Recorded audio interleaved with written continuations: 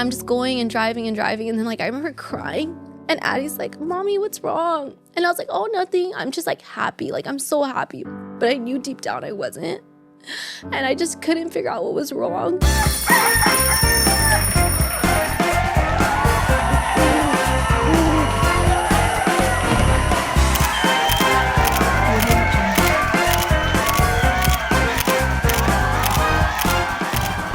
What is up, everyone? I'm your host, Alannized, and this is Noche de Pendejadas, your favorite podcast turned talk show en donde yo traigo a tus influencers favoritos para platicar y posiblemente sacarle sus trapitos al sol. Hoy les tengo a una invitada que yo sé que ustedes allá en casita están súper emocionadas de escuchar y ver. So without any further ado, please help me welcome my guest tonight, Verónica Lili. Hola, amiga, ¿cómo estás? Hoy tenemos público, amiga. Sonito los aplausos, en verdad. ¿Cómo estás? Me making your hubby clap. I'm like, si estás aquí, te voy a poner a trabajar. How are you, love? ¿Cómo estás? I'm doing so good. How are you? I am really good and I'm so excited de tenerte aquí el día de hoy. Hace poco subí un TikTok preguntándole a mis seguidores que a quién querían ver en el podcast, you guys, y sin exagerar, your girls were in the motherfucking comments diciendo, tráenos a la Fresa Lili, tráenos a la Lili. Y yo dije, no mames, güey, si ustedes quieren ver, pues yo también la quiero conocer. And I'm so excited que lo estamos haciendo el día de hoy. No, literally when I seen like all the tags and the mentions, because you know how she was mentioned, oh my gosh, I was so shook. I even told my husband, I was like, are you kidding? Like what? Like what the heck? So that's when I talked about it on one of my TikToks and I was like, guys, like this is really crazy. So and I'm so excited that we're making it happen. How was your ride over here? Because I know you had to drive, what, like 3-4 hours? Yeah, so it's like 4 hours and then traffic is insane. Pero antes de que empecemos con todo ese chisme, yo te quiero dar la pista y el momento para que nos digas un poquito más de quién eres y qué haces for those that are watching right now that a lo mejor no te conocen. So my name is Veronica Lili and I go by Lily Fresa on TikTok and I'm a mom of 2. I'm 22 too, so 222. I grew up in a really small town. So that's literally, this is just insane to me. Where did you grow up in? I grew up in a Rosie. So it's like, honestly, the population is probably like 300 people, 500. I've never heard of that city. No, you don't think What's so? Like the closest big city like around? Visalia. So Fresno. Oh my God, I have a tia there. Yes. Okay, so I live in Visalia now, but we grew up in Orosi. So okay, my husband says I'm lying. It's like 1,000 people, but it's literally like everybody knows everybody. Yeah. We're all primas. We're all, well, me and my man aren't, but like, you know, we all know everybody there. But I'm now living in Visalia. So that's like 20 minutes over and now it's like a little bit more people, but it's not like big cities like Los Angeles and stuff. No, I feel like Visalia is very calm. A little too calm, no? Do you like it out there? I do. I love it. I love it. I like it calm. I went twice, I think. I went to my prima's quinceañera out there. Maybe like, 3 years ago was the first time I ever went. Mi tía ya tiene años viviendo allá y siempre nos invitaba. But the drive is something that I'm like, I know, mi amor. My tía invites me all the time. And my mom and my sister love going because my grandma le gusta ir a ver a mi tía. Mm-hmm. And whenever they invite me, I'm like, I know, 4 horas. Yo prefiero ir a Las Vegas. Is it really Vegas? It's only 4 hours? Yeah, 4 hours from me. If anything, it's like 3 hours and 40 minutes. I feel like Basilia, lo único que hay, amigas, es campo, porque hay mucho campo allá, right? Yeah, it's all fields. So, I mean, that's what I like about it, though. It's just so small. It's homey. It's like I can go to the, like, it's just, I have traffic, no traffic there. That's why I like it. Yo quiero conocerte un poquito más, y para hacer eso, I feel like it's important to really start off with your childhood. Y eso es lo que vamos a hacer, amiga. Cuéntame un poquito más de cómo eras tú growing up. Describe your personality. ¿Qué te gustaba hacer?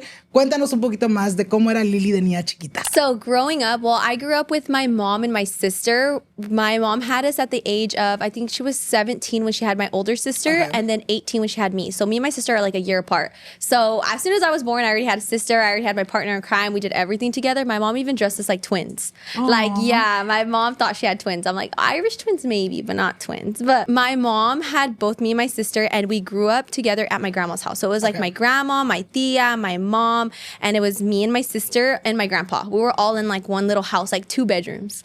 And honestly, like I told my mom, because she was like, oh my gosh, do you remember that house? I'm like, yes. Like that was like the best time ever. Like we had like a little TV. We would watch Ariel on it.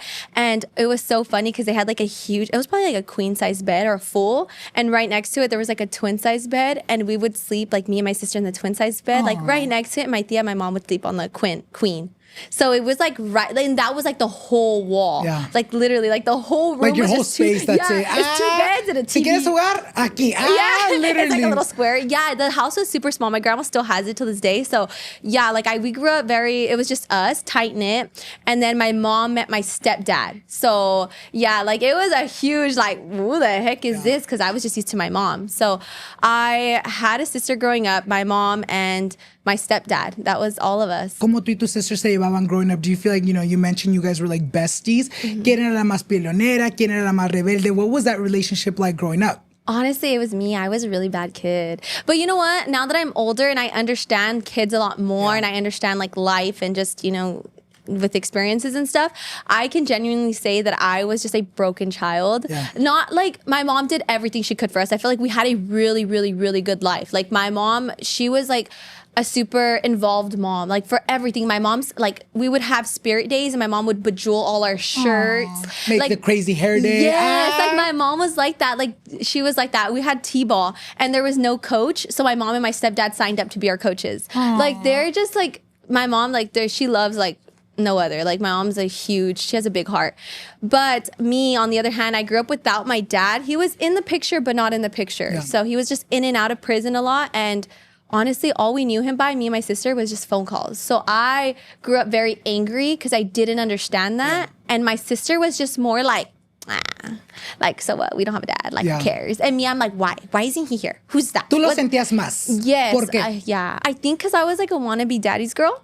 So whenever he would call us, like it would just be like, oh my gosh, dad's calling. Like, I don't know. I just like always wanted my dad. Yeah. It's just hard to explain. I don't know. Do you remember the moment growing up? Because I feel like growing up, como que no entendemos bien las cosas, right? You probably didn't understand that your dad was away. But do you remember the moment that you realized like, oh shit, my dad's in jail. He can't be in our life. Like, this is going to be hard. ¿Te acuerdas de ese momento? You know what? He would always lie to us. Okay. So like, for me, my sister, whenever he would call, we always thought he was like away, like on a taco truck competition. Like that's how he would say, like, oh, we're competing for taco trucks and I got to be away for like 3 months. And so we never really questioned it. It was like, we had my mom and like I had my stepdad. We have our own home. Like it was like I never needed him. And it, like in a sense of, he picks me up from school. Like he was never involved at all, zero. But the phone calls, he was always like calling us like every week or every other week. So I think I just like in my own head created like such a strong relationship, but he wasn't really, I don't think that there was ever a point where I just realized like, oh my gosh, he's in jail and I'm never gonna have him, because it just happened so quick. It was like he was home, he would be gone for like 2 years, a year, and then he would come back and I'm like, oh my gosh, dad's here. And then he would leave again. And then he would come back. And then he would leave again. So it was very inconsistent. Yes. ¿Cómo crees que that inconsistency affected you growing up? Do you feel like, it made you maybe a kid that didn't really trust people because you're like, my dad isn't even keeping up his end of the bargains whenever he promised me shit, so I'm growing up to like almost not believe people saying anything that they're gonna do? You know what? Yes, because I also went to therapy for it because I wanted to understand why I was always so angry growing up. And I think what helped me realize why like I am the way that I am is like I'm just very quick to detach. Okay. So whenever I feel like somebody has the same traits as my dad or just starts being inconsistent, I'm just like, peace. It's just easier that way. And I definitely has rubbed off as an adult. You saw your friends growing up having their mom and their dad. Did you ever feel like jealous? Like, oh my God, why can't I have my dad in my life? How did that make you feel growing up? Yeah, I was a jealous little girl. For everybody, not even just friends, like family. I was very jealous. And that's why I say like I was a broken child, because I feel like I was a meanie. Like I tell my husband, the day that I gave birth to my daughter, my 5-year-old Adeline, I was 16 when I gave birth. I sat on the hospital bed and I remember just crying and crying and crying and crying. And he's like, what's wrong? And I'm like, because like I would hate if somebody bullied my kid. Like I would literally like, I would be so angry if somebody treated my kid the way that I treated some kids growing up, Like that made me realize that I was just like very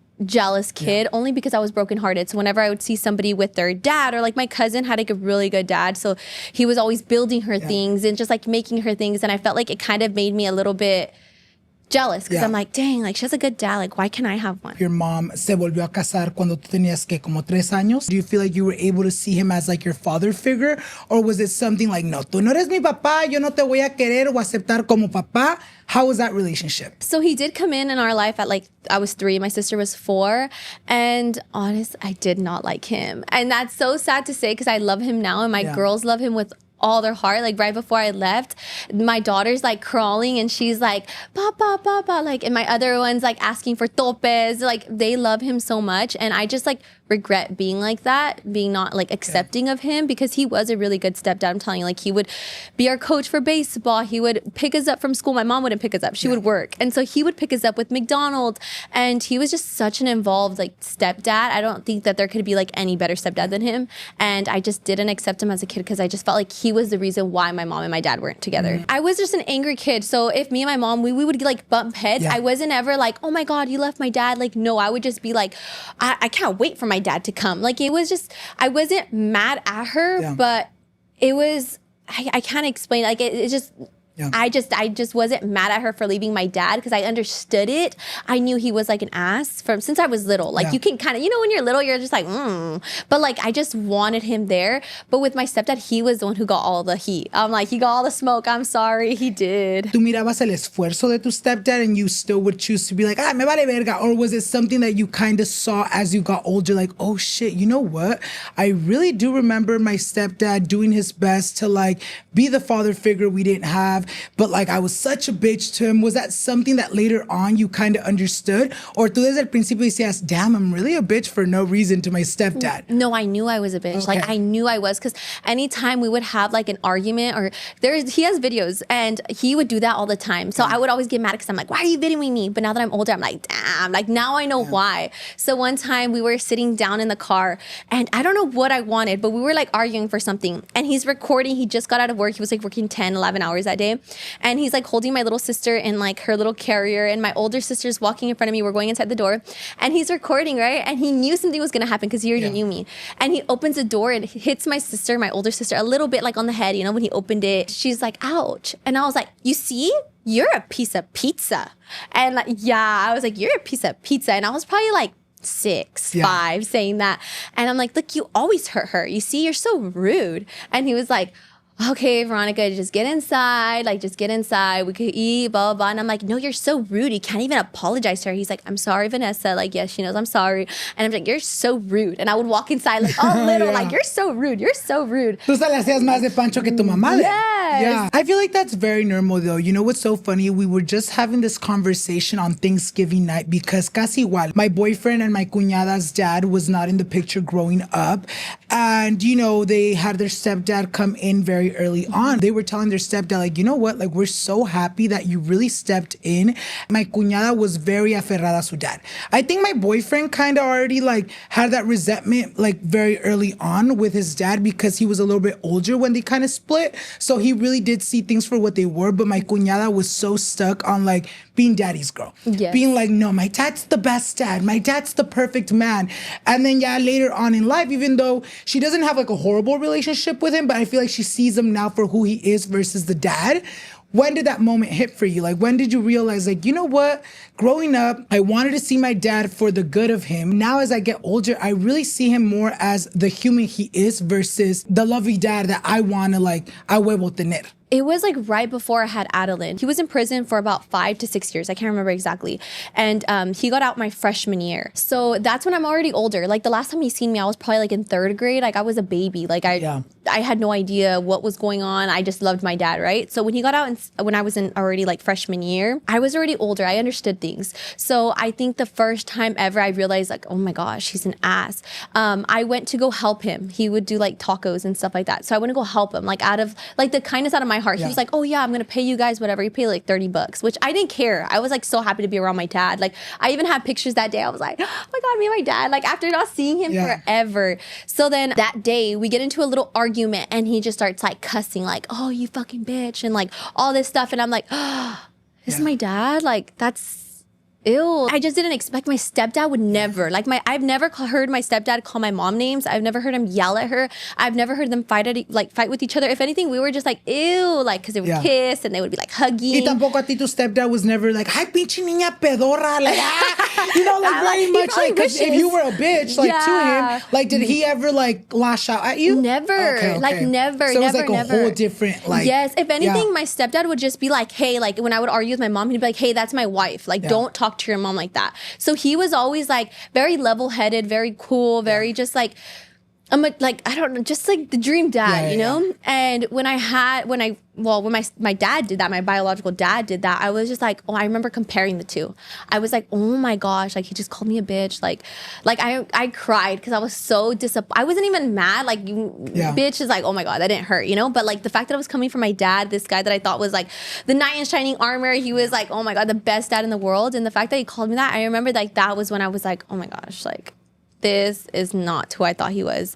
So that's when things started to switch. And then it was just like time after time, it was just like constant, just like berating and the things that he would say, he thought he was like funny. Like that's just his type of humor. But I'm like, dads don't do that. Like calling your daughter a cow, calling her a cockroach. Like I'm like he would call you a cockroach? Yeah. Like, for what? He was just like stupid. Like it was like he's not Ay, even. Pinche cucaracha type thing or how? Like not even like in a joking way? Like he was like nasty with his words. He was like, oh yeah, you fucking cockroach. Like he was like ugly. Yeah, he's like very verbally abusive, and they thought that it was okay growing up, you know, like my grandparents and everybody. Like tough love. Yes, and that's thing, not, and like I get it, like if it's hee hee ha ha, but no, like I would do something and he'd be like, get the fuck away. Like he was very like aggressive like that. And it's like a cucaracha, like from what I know, everyone hates cucarachas. I know, like what do you think about me? Yeah, no, he was like an ass. So like I said, like I just started comparing the two, and that's when I realized like my freshman year, like this guy is not a good dad, like at all. Me estabas contando, you know, hace unos días that he cut you off, you know, 3 years ago. Cuéntanos un poquito de ese momento. What moment sparked him wanting to cut you off? ¿Cómo te sentiste finalmente tener a tu papá para atrás en tu vida y luego que te deje de hablar completamente? Cuéntanos un poquito más de eso. Okay, so right when he got out of prison, that's when I realized like, okay, this guy's not who I thought he was. And it was just like little things more like that started happening where he would, I remember one time I was on the phone with Nathaniel and my husband, and he was like 14. Like we were young. We were so young, 15, 16. I can't remember the exact age. And like he was just cleaning shoes and I'm just FaceTiming him, you know, like boyfriend, girlfriend things. And he got the phone, seen that, like threw my phone, started yelling at Nathaniel on the phone, like, and just like things like that would just keep happening, right? It was like that time. And I'm like, okay, yeah, this is just like, he's just crazy. And then after that, it's just like, constant berating, and one time I finally decided I had enough. Like just like he was just too much. So I started giving him the same energy back. We would be working together and he would say some like mean thing to like the lady that he's working with, and I would yell it back at him. I'd be like, leave her alone, shut the fuck up, Birdie, like you're fat. And like I would go back at him, and then he'd be like, oh, you shut up. And like he would like be like verbally aggressive with me back, and we would just like butt heads, and it kept happening like every time like we would hang out with each other. I just like, I hated him. It came to a point where it was like no longer love. Like I hated him because I'm like, you're so mean, you're so ugly, you're so like aggressive with your words towards us. It just came to the point where we weren't being like protected by him anymore. I felt like we were just kind of being like thrown to the wolves. If anybody had anything to say about me and my sister, he just kind of like allowed it. He ended up, you know, remarrying, or I don't know what he did, but it's just like the constant disrespect from that side, he allowed it. Like he wasn't choosing you guys? No, he was allowing it. So if she would say something about my sister, it was like, she would body shame my sister and would be like, hey, like, you're allowing her to do that to my sister? And he's just like, well, like, I'm gonna talk to her about it. And it was just like things after things after things after things, where it was just like, you know what, now I hate you because you're allowing them to bully me. I was that's the type of sister I am, where I'm like, that's my sister. She's older than me. Like if anyone's gonna bully her, it's gonna be me. Period. No. Literally. But no, it was just like, that's my sister. Like she's not the type to stand up for herself. But me, on the other hand, I'm the one that's like, no, not today. Like that's my sister. So whenever we bumped heads about that, I remember telling him, like, he asked me actually, he was like, hey, like I noticed that, you know, you don't want to talk to me anymore. Every time you talk to me, you're mean to me, and like you're just like kind of rebelling against me. And that's when I was like, you know what, like honestly, I do hate you. I'm so mad at you about the way that you told me over the phone that everything was gonna be like La La Land when you got out. And when you got out, it was a complete opposite. You forgot about me and my sister. You treated us like shit. And then on top of that, it's like you use us whenever it's convenient. And not once does he ever call me like, hey, mija, I love you. And like, it was none of that. There was no love. And it's just like my whole conception of my dad just flipped. It was like I thought he was this loving, big, amazing guy. And then now it's like he's a jerk, he's an asshole, he's all these things that I never thought he was. And so when I was talking to him about that, he was like, okay, like we're gonna go to therapy together, like we're gonna figure this out. And so I'm on the other hand like, oh my God, yes, like my dad finally wants to work on things with me. Like I'm so excited. I had already had Adeline at that point. I was already 18 and I'm excited about a relationship with my dad, you know? And so I'm right there, I'm going to therapy, I'm getting the help I need. One weekend, I decided to go help him at the taco truck. And I noticed like he just started. So I was like, oh, okay, like he's not making that much money. You know, there's not a lot of customers. It's a new spot. So I tell him, I'm like, hey, you know, even though I've been there since like 4 a.m. till like 2 p.m., I'm like, you know what? You don't have to pay me for today. Like, Dad, like I understand you don't have to pay me. I know you didn't make a lot. You still have to pay the ladies. Cause there's like ladies out there making like tortillas and stuff. I'm like, you could pay them, do what you need with them. But like me, like you don't have to pay me anything. Like it's fine. And he was like, oh, okay, are you sure, mija? I'm like, yeah, it's fine. Like it's fine. It's fine. It's fine. I feel like that was the first day I finally felt like, okay, like he was nice with me, I was nice with him, and he was just like, I felt like it was like changing. Pero porque le convenía. Yes, no, exactly. He's like, I don't want to pay her $60 into my pocket. Yeah, literally.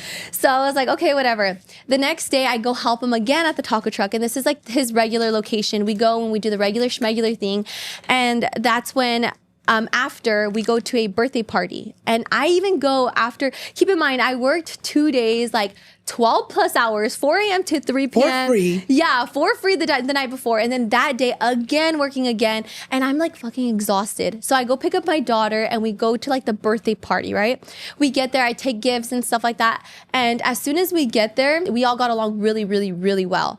And for some reason at night I leave. I'm like, hey Dad, I'm leaving. Adeline was pissed. My daughter, you know, kids, like they just start crying. I'm like, you know what, I have to go. Like it was already, the time was already over. It was like 6 o'clock p.m. They closed, and I remember leaving at like 5:58. So I'm like, hey, I have to go already. Like Adeline's already pissed. I gotta go. So I leave. And as soon as I leave, like 3 hours later, 9-10 p.m., we get a text because he texts me and my sister through a group chat. And he's like, hey girls, I don't know word for word what he was said, but like basically the context of it was, hey girls, after realizing that you girls will never forgive me for what I've done, and even though I've tried and worked so hard for you guys to forgive me, you guys just can't, and you guys don't show up for anybody anymore, basically hinting that we don't show up for his daughters that are like 2 and 1. They were like little tiny babies. We don't show up for them, and may God bless us. No, I love you. No, maybe we could work this out.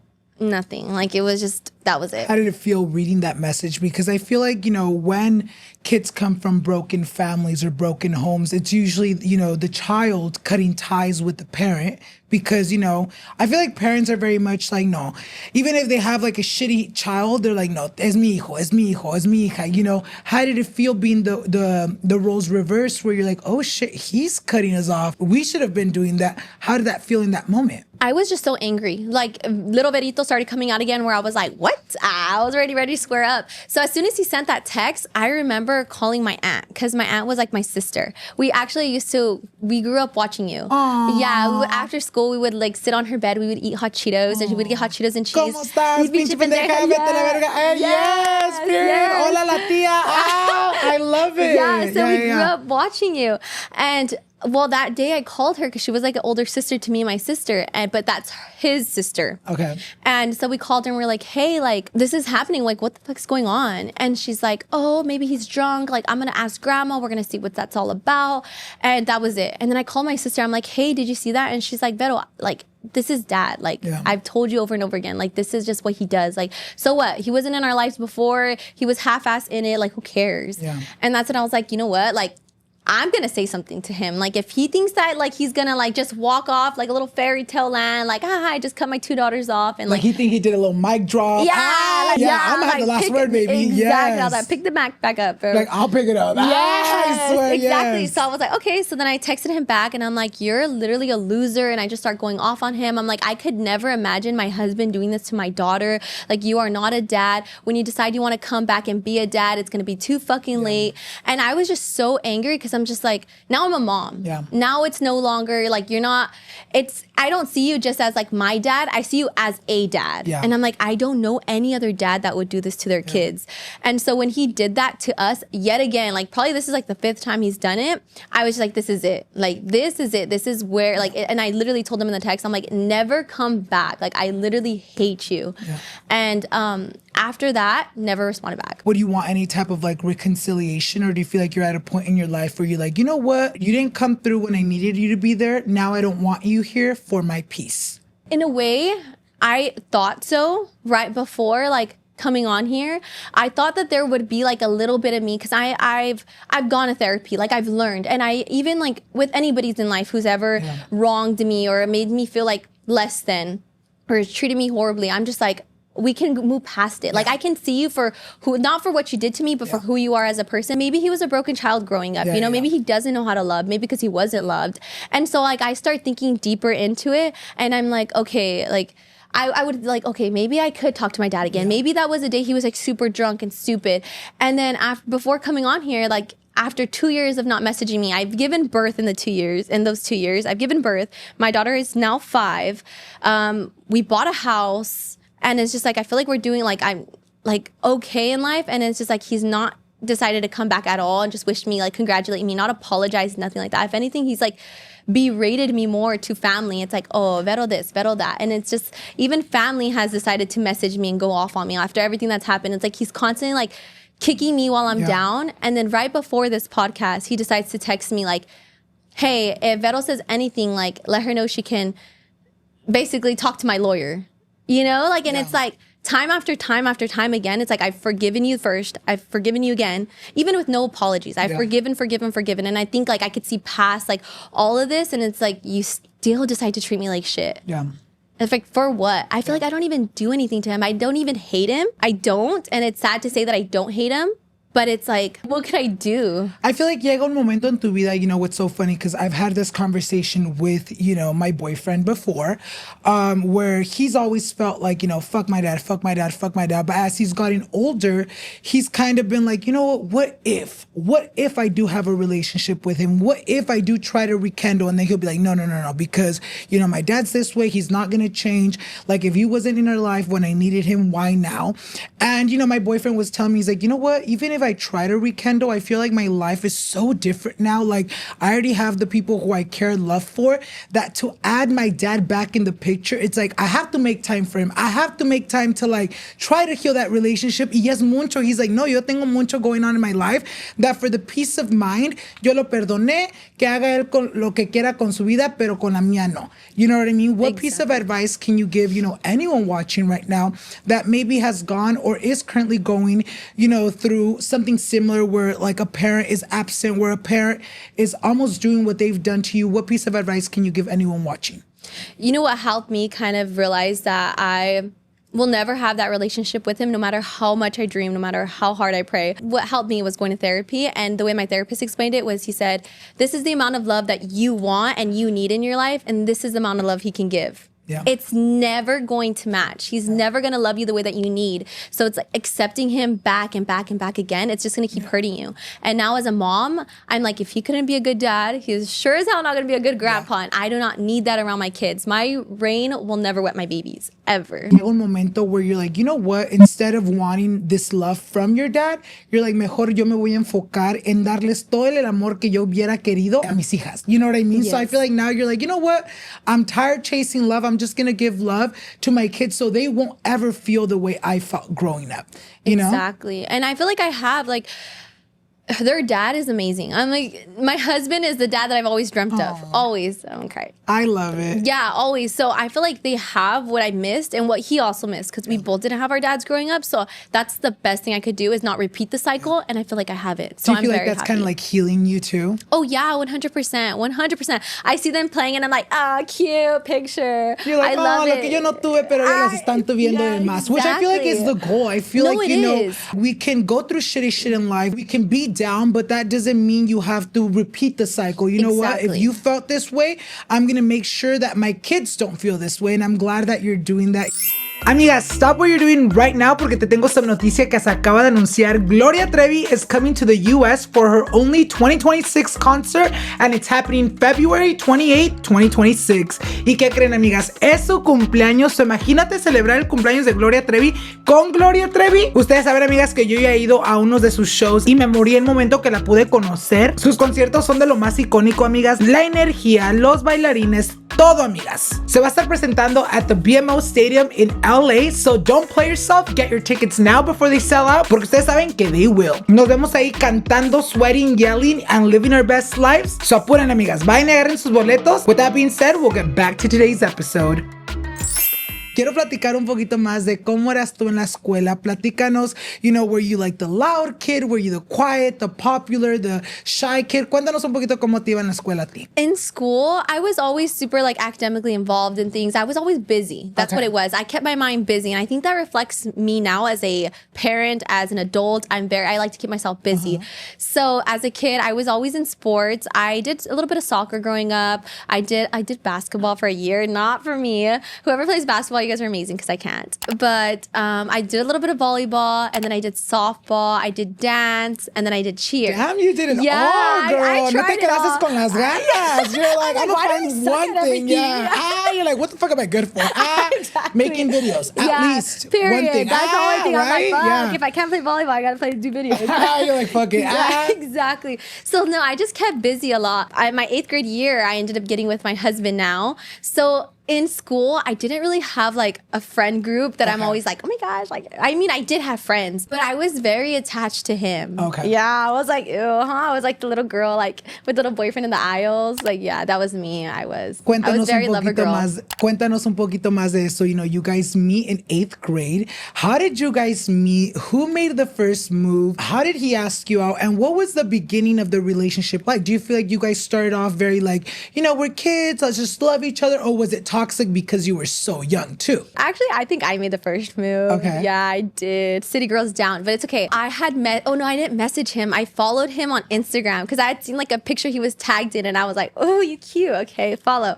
So I followed him and then in his caption or his bio, he had like, it was his bio. He had like a Snapchat, this, and this. And I was like, okay. And like, so Yeah. Okay, you're asking me to, I'll add you. So I add him on Snap and still nothing. He didn't recognize me. Like he didn't notice me. And I was like, okay, You went whatever. on la misma escuela though, right? Yeah, we did. Okay. He's only a year older, so he's in the same grade as my sister. Basically, like at that point, we were just, I was just waiting for like a little text, nothing. After like 2 months, I'm like, you know what? Whatever. You're not I'm gonna text you. You're not that cute. No, I didn't. Ya me cansaste. We have anywhere somewhere else. Literally. No, I was like, you know what? I'm not gonna make the first move because I felt like I already did. Yeah. So I let him like whatever. I was like, do your own thing. And finally, after one day, I'm like posting a little ranting video. That's how I knew he likes crazy girls. No, I'm just kidding. Because I was like, you guys, like blah blah blah. Like I'm ranting, right? And then he slides up. He's like, real. I was like, okay, that's it. So then we just started texting. I'm like, yeah. And we just start messaging back and forth. And that's when he decides, he's like, okay, like, can we start talking? And I'm like, oh yeah. Like, keep in mind, we're 12 and 13. So we're just, Tú bien enamorada, los 12, So we were just like, okay, can we start talking? I'm like, yeah. One random day after talking for like maybe 6 months, he texts me and he's like, do you want to be my girlfriend? And me being weird, I was like always like not, I needed him to like say it. So I was like, what do you mean? Like your friend? Your girlfriend? Yeah. Like I could be your friend. And he's like, no, like, will you go out with me? I was like, oh yeah. Like, oh yeah, we'll do that. I guess. Yeah, you're all plotting it from like a year ago. You're like, oh, finally it came. Yeah. I was like, yes. I was like confetti poppers. No. You're all ready? I swear to God. You're like, oh my God, I thought this day would never come. I was already ready. I changed my bio like, when are we getting married? Literally, you guys all got married on Facebook. I was already like, literally, you're like, I'm ready. He texted me that and I was like, okay. So right off the bat, I was like so in love. I'm like, oh my God, I love this guy. He's so cute. And this guy brought me problems. Let me just say that. Girls were messaging me like, oh, you're not invited to this anymore. If we see you, it's on site over him. I was like, why? Because wow. like he would be talking to those girls growing No, up, or they why? just liked him. But he's not like, he was never like that growing up. He would just play football and just himself. chill. Yeah, and okay, he was just friendly. Like, so even it was to like this very day. much like those boys that like he wouldn't talk to too many girls, but the girls would be like, oh my God, he's so cute. Like, yeah, like he's a nonchalant. Like everybody thought like he's not little hoe. Like, oh my gosh, like he's like low key. Like if he talks to you, like, oh my God, te sacas la lotería porque no le habla a nadie. Oh no, yeah. Okay. And so when we got together, everybody was like mad. Everybody. And I remember I got even like a couple like, oh, I'm gonna fight you when I see you. And I was younger than them by like a year or two. I was like, what the hell? Like, okay. So he brought me a lot of problems. Let me just say that. No, but after that, we were just like inseparable. Like we did everything, not everything together because we weren't going out yet. We were still so little. And freshman year was finally the year we got to go to school together because we weren't in school together. We were just, I was an 8th grader and he was a freshman. So different schools, but same little town. And when we finally got to be together, I never left his side. I was like, you don't have friends no more. It's just me and you. I feel like my daddy issues kind of rubbed off in it too, because I'm like, you're not allowed to leave me like he did. You know, I'm like, stay right there. So I did in a way. I do think I held him by like, I was like, you're not going to, yeah, have you seen that? There's like a meme of this girl walking around with like the little pollito and like, her, that was me. Oh, your bolsa? You saw your bolsa? I was like, you're coming right here. No te vas. So, yes, that was me with him. And I think to a point, he was kind of over it because like he was that nonchalant guy, like, oh, I just like to play football. I don't like to like do that. Like he didn't. You're too encimosa. Get away. It's like he was like, I was his first relationship. He was my first relationship. And I feel like it was just too much for him. So it became like, it got to a point where we were just like fighting like about everything. I'm like, where are you going? With who? And blah, blah. And he's just like, dude, like, not even my mom asked me that. And I'm like, oh, sorry. You're like, I'm mamacita.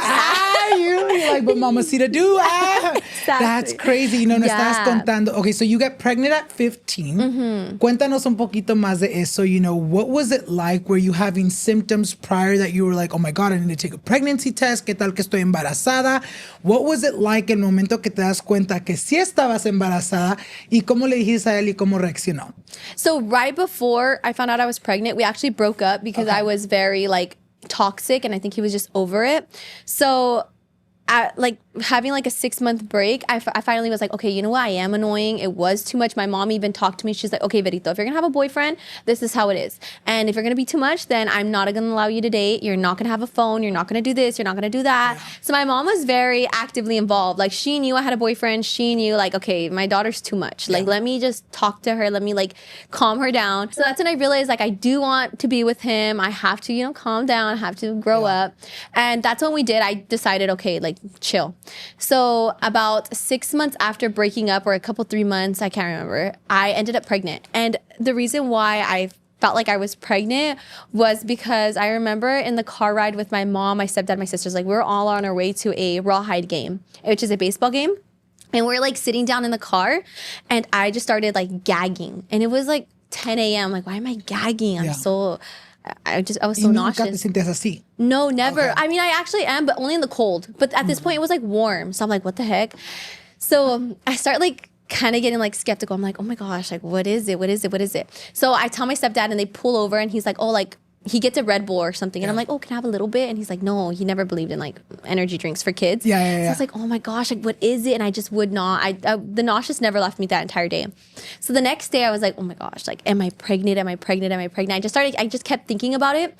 And that day I just decided to ask my stepdad, I was like, hey, can you take me to go pick up some stuff at the Dollar Tree for my project? And he's like, yeah, okay. He takes me and like, I'm at the Dollar Tree and I have a bag, right? I'm like, okay, I have to make it seem like it's a project, but I only have $20, but I need a pregnancy test. So I bought 2 pregnancy tests. I bought a poster. I bought like markers. I bought like letters like for the project and stuff. And I throw it in a bag. And like right before like leaving the store, I'm like, should I get the pregnancy test and put it in my pocket or should I like leave it in the bag? And my stepdad's a very, if you get a package at his house, he's like, it's to my house. Like, let me see. Your fucking envelope too. Yes. He's like, what are you guys getting? Ya te dan tu pinche sobre ya todo abierto. Yes, that's him. I was so nervous. I remember walking out and I was like, what do I do? And his car was like parked right there. And I'm like, fuck, well, it has to stay in the bag. So I walked to the car and I put it on my feet and I'm like hiding with my little patas, and I had the poster board and I put it on top and he's like, what'd you get? And I'm like, nothing, dude, you're so annoying. Cause I was always like, you know, so he's like, okay, whatever. Siempre fastidiando. Yeah. You're always fucking annoying, bro. So he's like, what'd you get? What'd you get? Did you get it like something to eat? And I'm like, no, I didn't, dude. Just leave me alone. If you want something, go inside. And he's like, okay. And so he's like, well, I gotta go to O'Reilly's. I had to pick something up. I'm like, okay. So he goes to O'Reilly's and he gets off and I'm like, I grab it and I stick it in my pants and I'm like, and he comes back inside and I'm like, look, I didn't get nothing, bro. Like, I tie it back up and we go home. And as soon as I get home, I FaceTime Nathaniel and I'm like, oh my gosh. Like, were you texting him this whole time like, hey, I might be pregnant, I'm gonna get a pregnancy test? Or you just called him straight out the bat like, hey, look what I have? Straight off the bat. Like, I just had the test in my hand and I'm like, dude, like, I'm gonna take it. And he was playing his video games. He's like, so there I go. I'm like taking the test and I flip it down and I'm like waiting around. And after like a minute or two, I finally like flip it over and I'm like, oh my gosh, the two lines were dark. They were like dark red. Instantly too, right? Yes. I was like, I was so nervous. And I went on the phone and I showed it to him and he's like, you're lying. He didn't even take off his headset. Nothing. He's like, you're lying. I'm like, why would I lie? Like, I know I'm crazy, but like. Were you like freaking out? Yeah, 100%. Everything started going through my head. I'm like, okay, if my grandpa finds out I'm pregnant, he'll literally like hate me. If my mom finds out I'm pregnant, she'll just think like, Verito, like after everything, like I've been so open and honest with you. Everything just started racing through my head. Like, oh my gosh, we live in a 3-bedroom house now. There's like 4 kids, You're 2 15. parents. Like how am I gonna do it? So I just started thinking of things like that. Like it's gonna be senior year, like I'm gonna go to college and just things just started going through my head. But the first thing I did was I ran to my room, took the pregnancy test, and I'm showing Nathaniel like this is real, like believe me. And finally he starts to believe me. And he's like, oh like shit. fuck, I'm gonna be a dad. Yeah. And that's when it hit us. We were just like, how long did you wait to tell your parents? Like, were you scared or you're like, oh my God, que nos van a decir? How did you guys tell your parents, his parents? ¿Cómo fue todo eso? So he told his mom way sooner than I told my mom. When I found out I was pregnant, I must have been like a month, like pregnant. So then 2-3 months later, he decides to tell his mom over the phone. And I'm just like, okay, whatever. He tells her and she, I guess in his head, I don't really remember how the conversation went, but what I remember is that he said she didn't like overly react. She was just like, oh my God, what the fuck? Like, you know, like, okay, I'll talk when I get home because she was at work or school or something. So then when it came to me telling my parents, I actually didn't want to. I must have been like 4 months pregnant already. And my aunt had actually found out first. So I had told my cousins and I had asked them like, hey, can we go to Planned Parenthood to find out if I'm pregnant? Like, I just want to find out if I'm pregnant. And they're like, okay, yeah. So they take me to Planned Parenthood and they're like, no, you need an appointment. And I was like, okay. So we go back home and then I make the appointment and then my cousin takes me back. And I'm doing this all behind my older sister's back too. Cause I couldn't tell her. Yeah. So my cousin takes me and I'm at the appointment and the lady's like, yeah, you are pregnant. You're actually like 14, 16 weeks, something like that. And I was like, okay, so it's real. And that's when it kind of, there's no going back. Like I'm obviously pregnant. And that's when they asked me like, oh, would you like an abortion? These are the options. And I'm just like, okay, fuck no. Like I just knew like I wanted to keep her. When I went back home, everything just felt so different. Like even just like sitting on my bed, I'm like, oh my gosh, like in like this much months, I'm gonna have a baby here. Yeah. I'm gonna be pregnant with the belly and everything just started like going through my head. It kind of felt like a movie, like kind of like Dance or Raven. Have you ever like all those like visions? Like it synced in. You're like, oh shit, yeah. I'm like, so okay, I'm in cheer, I'm in softball, like how is that gonna happen? Like we need a job, how am I gonna get all these things? And everything just started going through my head. And that day, I guess my aunt had overheard my cousins talking about it. Or I don't know exactly how it went down, but she ended up finding out. And she calls me at school the next day and she's like, hey, Verito, I found out you were pregnant and I just want to make sure you're going to tell your mom. And I want to make sure that you're making the right decision and you're not just doing something because like you're scared. You know, like I think you need to talk to your mom about everything. And that's when I was like, okay. I'm like, okay. Yeah, fuck it. I guess I tell her. And then at that point, I was already in cheer, and I was like, oh, well, senior night's on Friday. Like, I can't tell my mom yet. Like, let me at least cheer. And then. ¿Y no se te notaba by that point? No, I was like fairly small, super small, like tiny. I actually took a picture, like my cheer outfit and everything. Like I was full on cheering. So nobody at school knew, and I was like 4 or 5 months pregnant already. And my mom, nobody could tell. And I was still wearing my little extra small. That day, she decides to come over to help me tell my mom. And we're all sitting down at the table. So my aunt goes, Verito has to tell you something, Lupita. And my mom's like, what? What is it? And she's like, tell her. And I'm sitting there and I'm just like, fuck. Yeah. Yeah. And I'm like, the words could never leave my mouth. I could never say like, I'm pregnant. So when we're sitting there, my mom's like, tell me. And she just starts crying because she thinks she had a feeling. Yeah. And she's like, just tell me. What is it? And then my aunt's like looking at me like, tell her. Yeah. And I'm like, I can't, like, I couldn't say Dile it. tú, Yeah, si and I'm just andas like, de chismosa, pues dile tú, literally be as a child. That's what I would have said. No. Si quieres que le diga, pues dile, No, literally. Because I was just so like, I was so ashamed. So like, I already knew. Yeah. And I just like, I couldn't say it. So then that's when I look at my mom and I'm like, I'm, and she's like, you're what? And I'm just like, I'm, and she's like, are you pregnant? And I'm like, yeah. And she's like, and that's when she starts like crying and she like looked at me. I remember like her eyes like kind of like turned into like worry. She wasn't mad. She didn't like cuss me out. She didn't ask me questions, like nothing. She just like looked at me like, like, ¿qué vamos a hacer? Yes. ¿O qué vas a hacer? Yeah, she's like, us? Really? No, you, yes. Yeah. So yeah, that's when I was just like, okay, shoot. Like my mom's like not angry, but disappointed. And that's when like, it's like a different level of like you felt like you let her down, basically. Yeah. Did you in that moment feel like, you know, when you get pregnant so young, you hear a lot of like, tu vida va a cambiar, you know, you're not going to be able to do great things in life because you got pregnant so early. Like, did you get those thoughts or were there people around you that would make you feel that way? I feel like I was surrounded by a lot of positivity. Like my mom and my stepdad were they were obviously disappointed, but they didn't make me feel less than. Okay. So I remember that day when after they had found out, my stepdad, I walked out and he would always make us breakfast in the morning. So it was always a breakfast burrito, breakfast sandwich, just something like anything, French toast. And I remember walking out every day. I would not take his breakfast because I'd be like, I'm not hungry. And that day I walked out and I was so embarrassed. I was like, oh my gosh. And I had my head down and then he looks at me, he gives me the burrito. And I was like, no, I'm okay. And he's like, no, today's the day that everything changes. It's no longer about you. This is the day that you become selfless, not selfish, selfless. And he's like, it's not about you anymore, Verito. And I was like, oh, shoot, you're right. Like, it's real. Yeah. He's like, you have to eat. Like, you know, the baby needs it. And when he said the baby, I was like, oh, you're like, oh, you're right. You're like, fuck, that's crazy. Yeah. You're so young too. Yeah. So my stepdad was the one who made it like real. Like he's like, okay, this is no longer about you, Vero. Like, wake up. Now you got to eat. You got to get healthy. You got to make sure you're doing what you need to do. And he's like, here's your burrito. Take it to school, eat it, and you're going to like make an appointment. And yeah, like it's just crazy to know that he wasn't angry. And I think that's what every like teen parent needs. Yeah. It's like, we understand we messed up. We understand like the consequences that come with it. And it's just like being angry doesn't fix the situation. It doesn't help the situation. So like, why be angry about it? Instead, have somebody like, that's like, hey, this is what's happening. This is what's going to happen. Like, this is how it affects this. Like, let's get it. Let's do it. Let's go.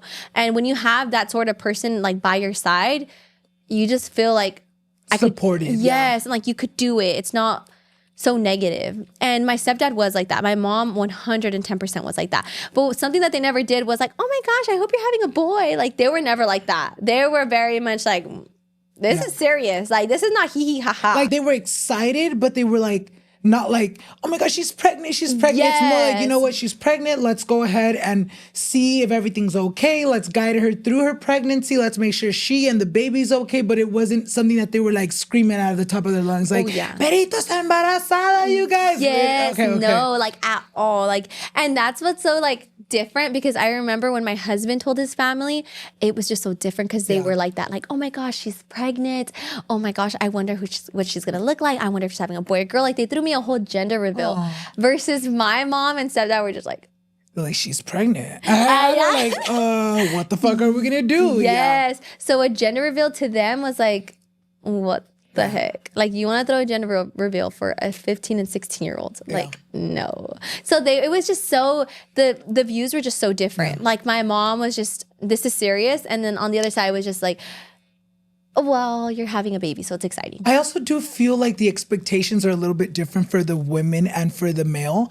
You know, like for the male, they get so excited. I feel like every single time I actually hear about, you know, teen pregnancies, I feel like the family of the male is always more excited. Like, oh my God, yes, you're turning into a dad. But I feel like the parents of the girl are more worried because it's like, what the fuck is my daughter gonna do? Like, oh my gosh, she's gonna be the one going through the pregnancy, going through the pain, going through everything. So, como que se preocupa uno más por la mujer. Oh, 100%. Because now that I've gone through it, I understand it. Like if Addie tells me she's pregnant, I'm like, oh my gosh, the birth, like giving birth, we never realize how much like things can go on. And that's when I talk to my mom now about it, she's just like, now do you understand why I was like that? I'm like 110%. Because if Addie were to tell me, I probably panic. I would probably cry because I'm just like, oh my gosh. Even like postpartum depression, it all comes with having a baby. And I, like you said, for the males, like it's like, they don't really, my husband did battle through depression, but like in a different way versus like your body changing and all these things that happen like this is just, it's different for women and men. So also it is, I think it was a little bit different too because my parents financially didn't have the money to like help us like that. Like they couldn't raise Addie and me like, okay, don't worry, we're gonna buy you a car. Don't worry, we'll buy the car seat and stroller. Or don't worry, go to school, we'll take care of her. Yes, like it wasn't like that with them. They're just like, okay, shit's real. Like you still got to figure out how to take care of them because they still had to go to work. It's like there's nobody to babysit your baby. Like you have to figure out how to like who's gonna babysit her, how are you gonna go to school and do all of this, and how is he gonna do it? Was how are you guys being gonna do pregnant hard? No, because COVID happened. So when I found out I was pregnant junior year,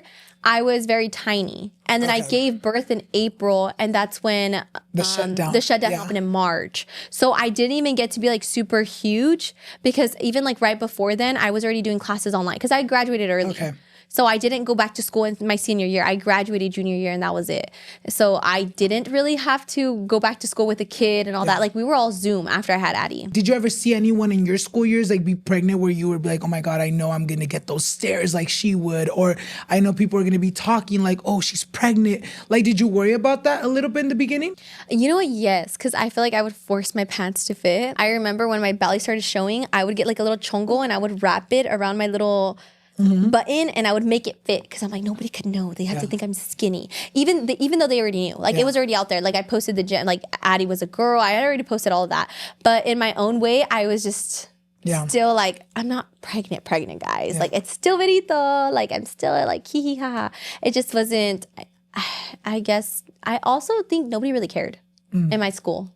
I wasn't like, I didn't really feel like I had any stares like that. Nobody was really talking behind my back. I mean, I'm pretty sure there was a couple whispers, but I don't think anybody like made me feel like less than. Too much to where it affected you. Yes, exactly. Like I didn't even notice it. I didn't care. Like my friends all treated me regular. If anything, everyone would be like, can I touch your tummy? Like, is your baby kicking? Like, oh yeah, feel it. It's on me. I'm like, you're all fucking bumping it up. I'm like, it's the burger you just had. So it's a school lunch. I didn't really get a lot of hate. I didn't. Honestly, thank God I didn't. A los 16 años, you give birth. Cuéntanos un poquito más de ese momento. What was that like? Where were you at cuando se te rompió la fuente? And what was that whole experience like for you? I gave birth during COVID, so it was a lot different than just a regular schmegular birth because I wasn't allowed to have my mom there. Well, I was allowed to have one person, only one guest. There was no visitors, nothing like that. When I realized that I was going into labor, I didn't know 100% I was going into labor because I felt like I was just being exaggerating. Like I remember sitting down. Actually, it's the first time he ever spent the night. So when I was pregnant, I remember asking my mom, like, hey mom, can I spend the night at his house? And my mom would be like, no. And then finally one day she's like, well, you already did the worst. Like, you already did the worst. Whatever. Like, you can go. You can go, but I want you back in the morning. Blah, blah. Like, you can go. Fine. Whatever. You already are. You're pregnant. Like, that's the worst that can happen. Exactly. So then my mom's like, okay, you could go. So I packed my bag and I'm so excited. I spent the night at his house. Probably like, I spent the night maybe like 5, 6, maybe 8 times when I was pregnant. And he never spent the night at my house. And so, well, also because I shared a room with my sister. So until like that switch was made. So both my sisters, I have 3 sisters and it was, well, there's 4 of us. So me and my older sister would share a room. My 2 little sisters would share another room and my parents would share one room because it was a 3-bedroom house. And I remember my older sister had to go into another room with my little sister, and my little sister that's like 5 at the time slept with my parents. So me and Nathaniel finally had a room to ourselves, and I remember I was so excited to like have him there and like have like just like my little family in my room. I remember I bought a headboard because I never had a headboard. We just had like the little like colchon on top of each other. The harder one. Yeah. What was it called? The base? But no like pretty little like headboard. So I remember I was like, okay, I have to save all my money. Like I have to like, he has to come into a cute room, you know? And we didn't have it like that. Like my mom could not just be like, here's $100 for a new headboard. So I remember I sold all my old stuff. So I was a catcher before for softball and like the gear was a little bit expensive. So I sold it and I got the money from that. that. And I was like, okay, I could redo my room. And I remember I had like $200. I was like, okay, $200. What could I do? So I bought a little headboard. My grandma bought me a new colchon. Is it a colchon? The mattress? Yeah, the mattress. Yeah, I call it colchon. People always say that's a sofa, but I'm like, it's a colchon to me. That's what we say. I grew up with colchon. Okay, so my grandma had bought me that. And I had bought the little headboard. My other grandma had surprised me with the bassinets. I was like making my room look cutesy, right? And so one night I finally tell him, I'm like, hey, like you have to come over now. And he's like, okay, fine. Like I'll take my stuff. I'll take my like laptop, watch movies. I'm like, okay. And at this point I was already 39 weeks pregnant. Okay. And so he spends the night and we're cuddling. We're watching the movie and stuff. And then we're about to go to sleep and we're just like talking like, oh my gosh, like what do you think her name's gonna be? Because we still hadn't decided like 100% her name. Yeah. And I'm like, Adeline, it has to be Adeline. And we're going between Adeline and Alea, or I can't remember the other one. So we're just going back and forth. And we were just like, oh, okay, whatever. And we're falling asleep. And I remember I had like a huge stomach ache. And I'm like, oh, like, fuck, it's all the chips. Like, embarrassing. I'm going to go poop right now. So I was all shy. Fuck, I haven't farted in front of him. Yes, I was so shy. So then finally, I'm like, okay, let me go restroom. I go restroom, nothing. And then I go back to my bed. I'm like, okay, whatever. And I'm going back to sleep. And then again, I'm like, okay, restroom, nothing. And it just kept happening over and over again. And then it became stronger. And I was like, oh, okay, like this is like, I have to go. I have to call either my mom or I have to like go to the hospital, one or the other. So we finally decided, I knock on my mom's room. Oh no, we were going back and forth. I was like, should I say it? Should I call my mom? Should I tell my mom? Should I tell my mom? And he's like, no, like, are you sure? And I was like, yeah. And he's like, well, just tell her. What's the worst? Like, we just come back. And so we're all like little mouses, like in the room. And so then I finally knock on my mom's bed, her bedroom, and I'm like, Mom. And she opens, my mom's so dramatic with things like that. She like opens her, she's like, what? Like ready for like flight mode. Even for things like, she'll be like, I smelled fire. And she's like going around the house. ¿Qué está pasando? Yes. And she's like, oh, it was my dream. I'm like, so she's dramatic like that, right? So I'm like, Mom. She's like, what? What happened? Are you okay? What's wrong? And I was like, yeah, I'm okay. Like, I was like, but my stomach hurts. And she's like, are you sure? Because it's going to be like, with COVID and stuff. She's like, I think you're going to have to go to the, what is it? The emergency? Yeah. Uh-huh. And she's like, with like COVID going around, like, are you positive? And I was like, yeah, I'm sure. Like, I think this is like really bad. And she's like, okay, give me 5 minutes. Like, in 5 minutes, if it's really bad, then yes. Yeah. I'm like, okay. And so I'm waiting there and she's like, well, start packing our stuff. So we're packing our stuff, right? And I remember telling him, where's your bag? And he's like, I didn't bring it. Like, to pack the hospital bag. I'm like, you didn't bring it? And he's like, no, I forgot it. Oh, dude, I was livid. I was like, whatever, bro. Like, you got to take what you have. Because I was ready to go. I had all my bags. I had my diaper bag. And so my mom comes back and she's like, are you okay? And I'm like, no, like, I need to go. And she's like, okay. So she gets the car ready. And then my two sisters, because my 5-year-old sister, she was too little to know. But I had, at that time, I think she was like 9 or 10. And then I had my 17-year-old sister, almost 18 at that point. And they're like standing outside their room because our rooms are like right next to each other. And so they're like right here and I'm just like getting out and they're just like standing there staring at me, like smiling. They're like, are you gonna have the baby? And I was like, yeah.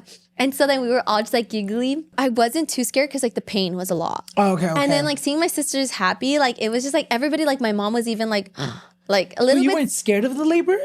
In the beginning, no, because I'm like, it's not real. Like in my head, like even like being pregnant, I never thought that I was like 100. It was weird. Like not like I disassociated, but like it was like a part of me was just like, it's not gonna happen. Like until I have the baby in my hands, like I'll be like I'm a mom. And so like I knew I was having a baby, but it wasn't just like.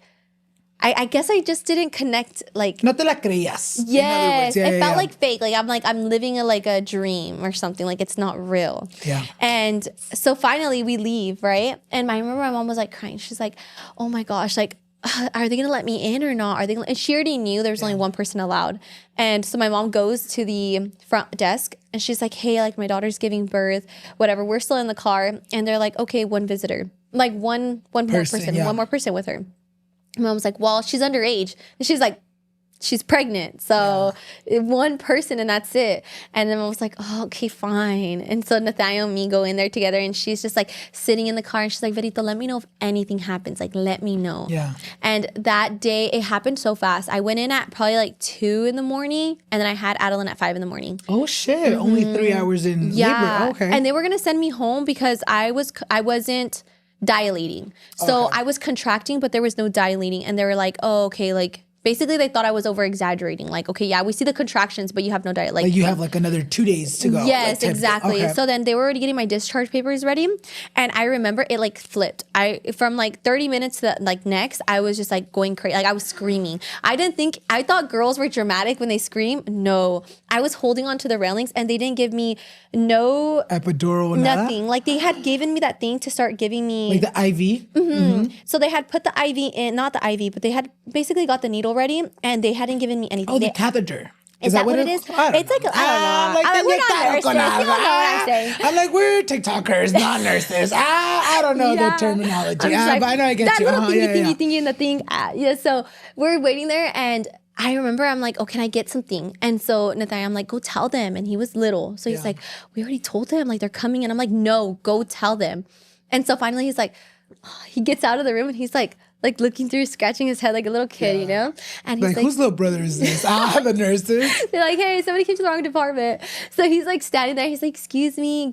And then finally, like somebody like talks to him and he's like, can she get something stronger? I'm like, bro, you're making me sound like all like I'm like fiending for something crazy. And I'm just like, dude, tell them I'm in pain. And so finally he goes back out there. She's like, she's in a lot of pain. And it's like, okay, we'll check in on her in a little bit. And so then I'm like, I need to go restroom. So then they would unplug me and I would go to the restroom and then I'll come back. And I'm like, oh, I need to go restroom again. And so it was a back and forth thing because right before you give birth, you feel like you need to go poop. Okay. It's that same so that's feeling. Real. I heard about that. Yeah. No, it's that exact feeling. Like it feels like something's coming out and you're like, oh my gosh, I'm going to poop myself. And he's right here. So then I would go back and forth. And then finally, like, I just couldn't take it anymore. The nurses come and they come to check me and they're like, oh my gosh, she's 9 centimeters. And so I stand up because they were going to put me in the wheelchair. And like, that's when my water broke. And like, there was blood everywhere. And I remember they were quick on it. There was like 6, 7 nurses like pushing me, going quick into the room, trying to get me a room, calling, trying to see if the doctor's ready. And then I remember as soon as I got into the room, I'm like, can I go restroom? Because it's the same feeling. Yeah. And one nurse messed up because she's like, okay, yeah. She sits me on the toilet. And I just didn't want to get up. I'm like, no, I'm pushing. I have to push. And I'm sitting on the toilet pushing. And they're like, no, the doctor's coming. They like, basically like Nathaniel, they're like, grab her. And they're like carrying me to the You're like, what the fuck is going on? Yeah, I'm trying to poop. No, it wasn't. It was Addie coming. And so then I go to the bed thingy and sure enough, like 2 minutes later, I gave birth. What was that moment like, being pregnant for 9 months and then te dan a tu bebé and you're like, wow, like this is real. Like I'm a mom now. Like how did you feel in that moment? In that moment, I can say I feel like I was I was embarrassed to be lovey. It's sad because I remember like I have a picture and like they put Addie on my chest and like I didn't know how to like show her affection right away. Yeah. I remember I had her and like I was like touching her little like head and she was like crying and the lady was telling her like, tell her mommy's here. And I'm like, Mommy, I'm a mom. Like I couldn't like, it just didn't like connect. So I remember like touching like Addie and I was like, oh my gosh, like this is mine. And I remember like looking at Nathaniel and I just like couldn't believe it. Like that's when like I finally was like, oh my gosh, like she's mine. Yeah. And so I'm just like touching her and then finally she starts calming down and I'm like, oh my gosh, like it was just insane to me because I felt like she knew I was her mom. Yeah. So then they take her, they weigh her. Everybody's like, oh my God, she looks like her dad. And it was like being called mom, him being called dad. That's what I was like. It was like a surreal moment for you. It was so beautiful. What was it like adjusting to like motherhood being so young? Did you ever feel at moments like, oh my God, like everyone else my age is like barely, doing their thing and I'm over here with the baby? Was it hard, like the sleepless nights, the having to get the baby on a schedule? What was all that like? You know what? I loved it. I don't think I ever compared myself, even till this day. I never compared myself to like anybody else my age because I feel like we're all just living different lives. Yeah.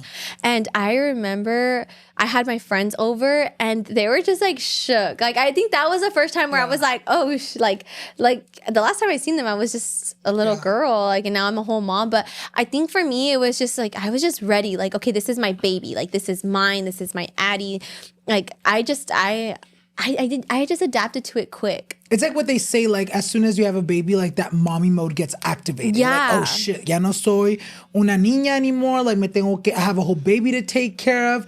What was that like, having a responsibility so huge and having a baby, but still being a teen? Did you feel like it was sometimes like hard, like, oh shit, like maybe it was school, you know, like I'm over here having to have a baby, but I still have to do schoolwork. Like, were you guys living at the time together already or no? Yeah, so he had moved in to my mom's house and we were living in that room. Yes. Uh-huh. So as soon as we had Addie, like it was every night. We never spent a night without each other. The one time I realized that, oh shoot, like damn, like I'm doing it by myself. Well, obviously with him, but at the time he was going to school and work. Yeah. So he was gone like 15, 16 hours of the day and he was sleeping the other couple. So it was just like, it was me and Addie and then Nathaniel working hard for us.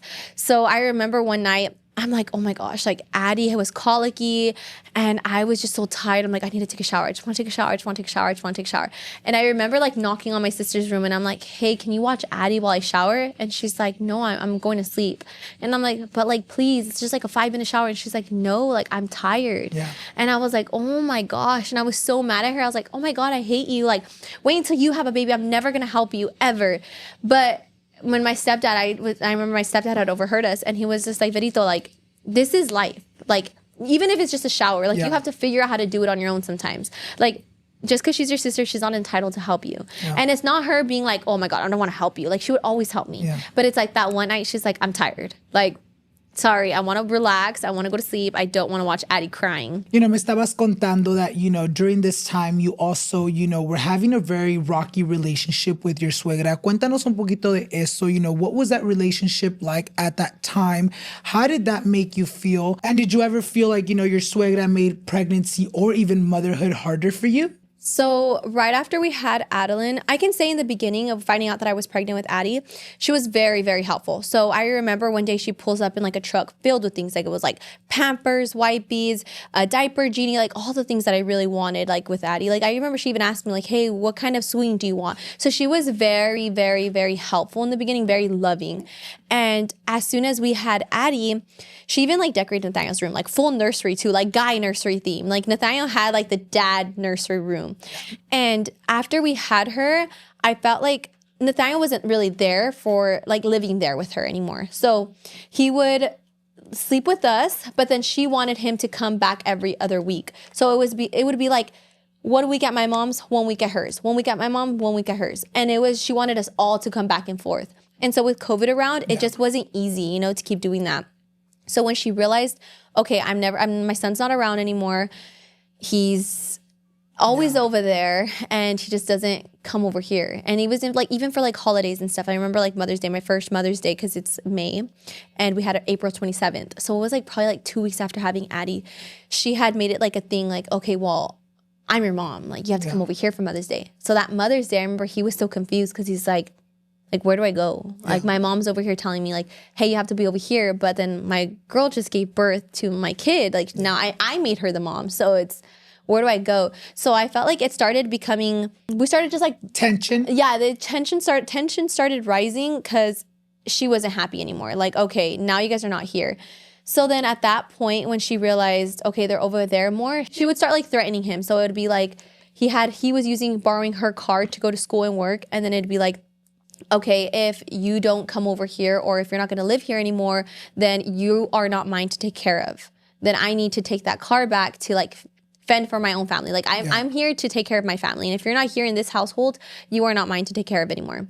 So then he would be like, oh shit, like if I'm not going over to my mom's, if I'm not making my mom happy, then that means I'm going to get this car taken away. And so then he would go back and then I'd be like, what the fuck? Like, literally this Saturday, I don't want to go spend the night. Like, I literally am so exhausted. Like, there's been so much going on. Like, I don't want to spend the night. We were just there last week. Like, I don't want to go back and forth. I don't want to pack up Addie's stuff. And so then he'd be like, oh my gosh. Like, so he'd be stuck in the middle a lot. Because I'm like, no, like, that's not happening. I'm not living over there. That's just not happening. I can't do that. Especially because it's like, he's not even home. So how am I going to be at his house? Con la suegra. And he's not even there. So, like, if I need to, like, anything, like, I'm 17 at the time now. And I'm like, I just wasn't comfortable yet. I was still a kid.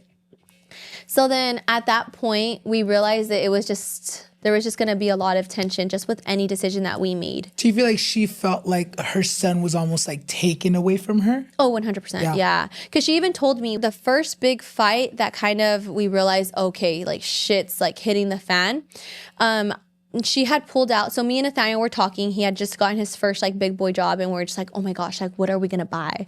And he's like, oh, like I really want like this car. And we're like, okay, yeah, we need a car, because like she would start like taking things away. You know, we're like, okay, we need a car. Like we don't want her to take it away, and then you don't have anything to take with you to go to work. And so then we decided like we're gonna get a car. And he's like, oh, I really want this Mustang. And we're like, yeah, because at that point I had already had a Honda. And so I'm like, yeah, like we have the four-door car, like you can get what you want to get. And I was excited too, because I'm like, okay, like what's his is mine, and what's mine is his. And we've made that very clear since we got together. Like bank accounts we shared since like we had Addie, like money we shared, everything. We shared everything. So at that point we were like, okay, like let's go car shopping. So we start like looking at cars, and that's when he brings it up to his mom. He's like, hey mom, like I'm looking into buying a car. Like this is the type of car that I like, blah, blah, blah. But the guy was kind of a douche. And so his mom's like, oh, okay, like I'll go look myself. So she goes, and I guess that day she decides to pull him out a brand new car at a dealership without really like making sure it was okay. Yeah. You know, like she kind of took initiative, like I'm going to pull it out, which at that time. Oh, without him being present? Yeah, without him being present. So she wanted to surprise him, which at that time we didn't really, like it never really bothered us. Yeah. So basically she decides she's going to surprise him, right? So that day she texts me like, hey, I got Nathaniel that car from like a dealership. And we're like, oh, I was like, oh my gosh, like no way. She's like, okay, this is how we're going to do it. This is how we're going to surprise him. So she surprises him with a brand new car. We're all like ecstatic. We're all happy. And like she has really good credit. So we were like paying like $400 for a brand new car. We're like, oh, hell yeah. Like we're going to pay $600 for a used car. Yeah. Insurance was like stupid cheap. So then at that point, everything was good, smooth sailing. And we decided to go to a lender to see if we can get a pre-approved for a home. And all these things sounded like big things, but I told Nathaniel, I was like, okay, if we don't get it, we don't get it. But if we do, we do. And if we don't, we find out how to, you know? And so he's like, okay, so we go in and boom, like they were like, yeah, 100% you can get a house. And we're like, oh my gosh. And they're like, but you need to give us this amount of money. We're like, oh shit. And so we had a good amount of it, but I had told him like, I gotta go to work so we could save faster, so we can like do this, we could do that. And so he's like, okay. So then I get a job. I'm working, and I've never worked before. I'm working at a warehouse, and he's also working. So he would work nights and I would work early mornings, and then he would go to school. So we only saw each other like those 2 hours that he would come home and I would leave. Oh, probably like an hour. We decided to live at his mom's because it would be easier since she was not working to take care of Adeline. So I'm going to work and everything's like smooth sailing. I told my mom like, hey, we're gonna move out, whatever. She's like, okay, that's fine. Like whatever works for us. My mom was like, it's fine with like, as long as it makes sense for you guys. And so then we move over there, everything's cool. And one day I remember like I was like, because I would take his Mustang because it was easier to just like get in the car and go, because I would leave at 4 a.m. and he's like, dude, like you need something that you can like unlock, like quick, get in the car and leave. And then also he was like driving like 30 minutes every day, and he's like, dude, like I just need like a wear and tear car. Like I'm literally just going to school and I'm going to work, and like I'm getting dirty with like tools and stuff, so like we'll switch. So we switched cars. And I remember one day I get home from work, and she had gotten like a bill, like the insurance bill or whatever. And she like gives it to me, and she's like, oh no, it was a tags. And she's like, hey Vettel, tags are due. Since you're the one driving it, I'm gonna give it to you since it's your car. And I was like, oh, okay, like, and I just like was just like kind of confused. And she's like, yeah. And like she keeps like saying the joke over and over again. And I'm like, okay, like I get it. I could tell like she had a little bit of like to it. So I was like, okay, whatever. So then they were playing with Addie. So I grab Addie. I'm like, okay, well, I'm gonna go to my mom's house. I take the bill and I leave to my mom's house. And then I would eat at my mom's house. I would go brush from my mom's house because I was just more comfortable there, you know? And then I would come back home, and then I would take me and Addie a shower, and we would go to bed. And it was just like an everyday type of thing where I would go to my mom's house, come back, go to my mom's house, come back. Because it was just like, it felt like I was getting like a lot of those little backhanded comments when I was there. So I was like, you know what? I just don't want to. Como no estaba él ahí para defenderte or to even hear, you're like, oh my God, if I tell him, he probably won't believe me, or he probably thinks that I'm exaggerating. Did you ever feel that way? Like, would you tell him when your suegra would tell you things like that? You know what? Yes. I do remember telling him, and then he would actually go and like defend me, and they would be like, oh my gosh, we're just playing, like you guys are just like, that's just the way that we are, like this is how we've always been. If you don't like it, then I don't know what to tell you. I can't change. So it was always like that. Like it was like he would be like, hey, why are you guys saying this? And they're just like, we always so tú quedabas como la exagerada. Yes, Okay, exactly. And so then he would kind of get to the point where it's like, fuck, like it's getting nowhere. If I go tell her, it gets nowhere. So then at that point, I remember one day I was always like, I would always tiptoe because I'm like, she had a way of cleaning, she had a way of doing things. So I never wanted to disrespect her in her own home, like never. Like I'm like, okay, I make sure I'm cleaning, I make sure I'm doing this, I make sure I'm doing that. One day I take a plate of food upstairs, and because it was just in my diaper bag, like I had literally just gotten for my mom's, and my mom was like, oh, here's leftovers for work. Yeah. So I grab the food and I put it in the diaper bag and I zip it up, whatever. I put Addie in the car seat. We leave to his mom's house. We get there. I have the diaper bag on because it has the formula and stuff. And I'm like, I'm going upstairs. I'm fucking tired. So I go upstairs, and food was not accepted upstairs at all. Like you could not eat. You could not have food. You could not have a drink upstairs unless it was water. So I go up there and I throw him with a bag like on the floor. Like it was zipped up, everything. And I lay down with Addie and we fall asleep. And then I'm like, oh shoot. In the morning, I woke up and I was like, fuck, the food. Yeah. And it was like a weekend. And I told Nathaniel, I was like, Nathaniel, the food's right there. And he's like, oh shit. So he grabs the food, he runs downstairs, puts it in the fridge. And then like he comes back up and we go back to sleep. And then, see, this is the thing that I loved about them, though, because, like, we would sleep, and they would, like, take Addie and, like, go play with her until we would wake up on the weekend. So they were very helpful. Like, they were involved. Very involved, especially, like, with Addie. Like, they were very involved. And so then, anyway, so we go back downstairs, and I just see her with a plate of food yelling at Nathaniel. Like, you don't respect me in my house. You don't listen to me. I told you no fucking food. If this food was not in here yesterday, so that means you had it overnight. There's going to be fucking ants. This is my house. When you get a house, you'll realize how like blah, blah, blah. Like she was just going off. Yeah. And that's when I was like, oh, fuck. Like she obviously knows it's mine. Yeah. Like that's my mom's Tupperware. And then they cook completely different. Like she obviously knows it was my mom's food too. And so then I'm standing there like, oh my gosh. Like I was just so like, okay, whatever. Like obviously she means it towards me. And then so she starts saying like, and you guys, I told you guys you're supposed to clean on Wednesdays and blah, blah, blah. You guys didn't clean. And then Nathaniel's like, it was Nathaniel supposed to be in charge of cleaning. So I'm like, bro, look at you. Now I'm getting yelled at too because of you. But she wasn't directly yelling at me, but like she was saying you guys. Like, you know, like, even and like loud enough for you to hear it. Yes. Like I'm right there and she's yelling at him right there. So it's like, I'm obviously getting like, I'm hearing it. You're obviously speaking about both of us. You're trying to be direct, but not trying to direct it towards me, but you know you want to. Yeah, she means it towards both of us. So then she starts saying like, and then Addie's diapers. Like I told you guys to throw that outside. They fucking smell inside the restroom. And she's like very like aggressive with her words too. So like I was like, like, oh my God, she's fucking like, pissed. We're done. She just starts listing things. And then that's when I look at my husband. I'm like, oh. Like, at the time, we're just boyfriend and girlfriend, though. I was like, and so then we get in my car and we head to my mom's, right? And I'm like, dude, I don't want to be here anymore.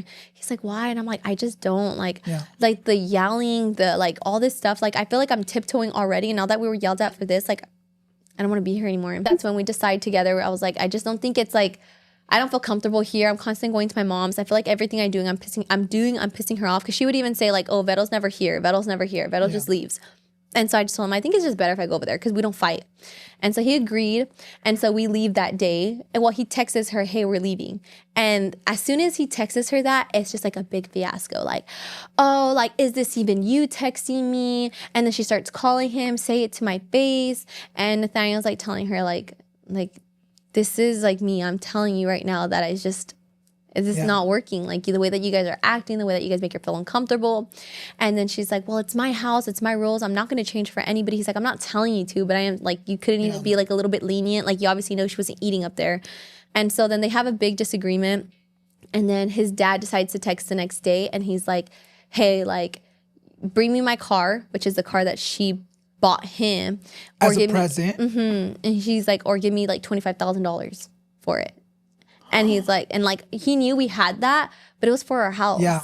And so then I remember me and Nathaniel, we sat there, we were talking about it, and he's like, dude, like, what do we do? And I'm like, well, obviously we're not going to give him the money. Yeah. And so then he's like, yeah.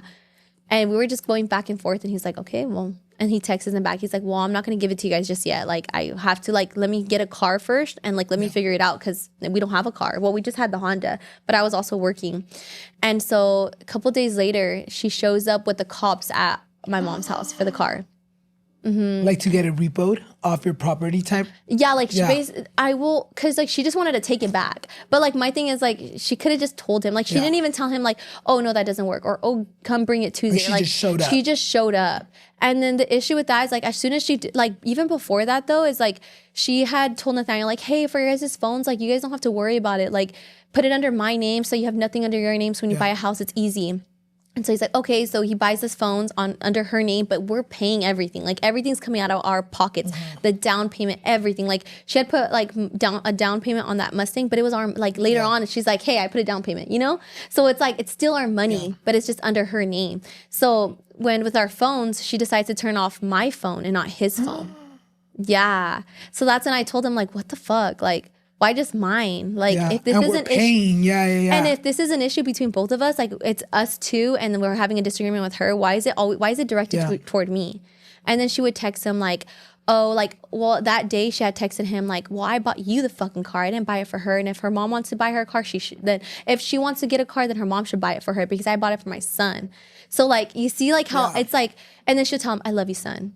So like I'm like, okay, then like all that anger you're saying it's directed toward me. Like you're mad at me. Like no podía ella aceptar que pues su hijo ya estaba maybe in another chapter of his life where it's like, hey, you know, he's no longer maybe your baby. He's now a whole dad. Yes. And I think that was like the start to like the whole fighting, because it was like not fighting because it wasn't like back and forth. It was just like her like doing like smart remarks. So for his card, he had to put down a beneficiary. So if anything were to happen, like who can take out his money? And it was both of our money. Like it wasn't just his money. It wasn't just my money. It was both of ours. We knew what we wanted to do with our money. So if something were to happen, it's like, he's like, I'm going to leave it to you to figure it out. You're the one who has to deal with Addie, like figure life out and stuff. And it's just like. How's the relationship now? Do you feel like you guys were able to get past that? Has it gotten better? O cómo es esa relación ahora? I feel like now it hasn't gotten better because I just think like the smart remarks and just, I don't think that she's ever been able to fully accept the fact that like my husband has a family now, because it's just even with Ayla, I got pregnant with Ayla, and like I just think that she has like a lot of like she just doesn't want to talk about it because we will get over the situation and then she'll go back to it. She'll be like, oh well, I can't wait for you to have a son so you can feel how I feel. You see what I'm saying? So I feel like she's hurt. Like she's still trying to like be like, but my feelings are valid, without really being like, no, I get it, but like your son is a dad now. He needs to worry about his family, not about like his mom. Como que no supo. What is that word when they say que ya cuando uno tiene hijos ya pasan como a segunda familia, and now like the worry is of you, your child, and your partner? Do you feel like she wasn't able to accept that, or what do you think? Yeah, like at all. I think like she had like a vision for her son, like, oh, he's gonna do this, he's gonna do that, and then the fact that he didn't, like now it's like completely switched and we're doing a completely different thing. I feel like she blames me for it because she's very like a type A person. Okay. Like this, and this is gonna happen, but it's happening, but just a different way. Like her son's doing amazing, but it's like. It's just different now. It's like a different route. And I understand. Like, that's why I told my husband, like, we forgave her the first time. We forgave her the second time. And it's like, it comes out of my own heart. I never get an apology. I never get like, hey, Verito, I'm sorry for everything that I've done to you. Like, I'm sorry for what I've done to your family. Like, it's just like, we get none of that. If anything, it's like, I'm sorry, but this is the way that I am. And it's kind of like, fuck, like, how am I going to like accept that? So you're not really sorry. So then I'm like, okay, well, she's just a broken mom. You know, like that's how I see it. I feel for her. Like I've even had conversations with her where I'm like, and I've told my husband, like, I do miss talking to your mom. I do miss hanging out with her because she's so lovable and she's like die hard. Like she'll do everything for you. And honestly, like what breaks my heart the most is that like my Addie, she loves her. So the other day, Addie was like, oh my gosh, like, I miss my grandma. Like, why doesn't she need me? And I was like crying because I was like, we do have good relationships with her, a good relationship with her, but it's just like, I don't know. And I even told Addie, I was like, oh, like she'll call one day, she'll call. And I talked to my husband about it. I'm like, I'm so angry because it's like, I've done nothing to you. And I just feel like Addie doesn't deserve that. Like Ayla, the last time she saw Ayla she was 3 months. And it's like not even a message. Like what did we do to hurt you so bad to just hate us? Like that's what I want to know. Even with like everything that's happened with my dad, like how do you hate your kids? Yeah. I hope that you guys are able to rekindle that relationship because, you know, just by the way you express yourself, I feel like you would love for her to be a part of like not just your guys' life, but also your kids' life. So espero, you know, que that whole relationship, you know, turns around. You know, quiero platicar un poquito de postpartum. We talk a lot about pregnancy, but I feel like we don't really talk much about postpartum, and I feel like it's so real. Do you feel like it's something that you suffered with? If so, what did you feel during those moments that you were going through postpartum, and how do you feel like you got out of that like dark time in your life? Well, after we bought our house, we weren't talking to my dad. We weren't talking to his mom. And I feel like we felt let down because right before we bought our house, we were having issues. I think like the interest rate went up. So they were telling us like, oh, it's going to be another $10,000 to put down or you don't get the house anymore. And it's like, oh my gosh, like just things started coming up again. It's like, oh, or you need a co-signer. And so I remember telling him I know my dad had like good credit. I know his mom had good credit. And we're like, oh my gosh, like we should ask them like if they could do this one thing for us. And we like literally will put everything past us because it's like just be here for us now. Like we're asking you for help. Like we've done nothing to you guys. Like now we need our parents. Like we need you guys.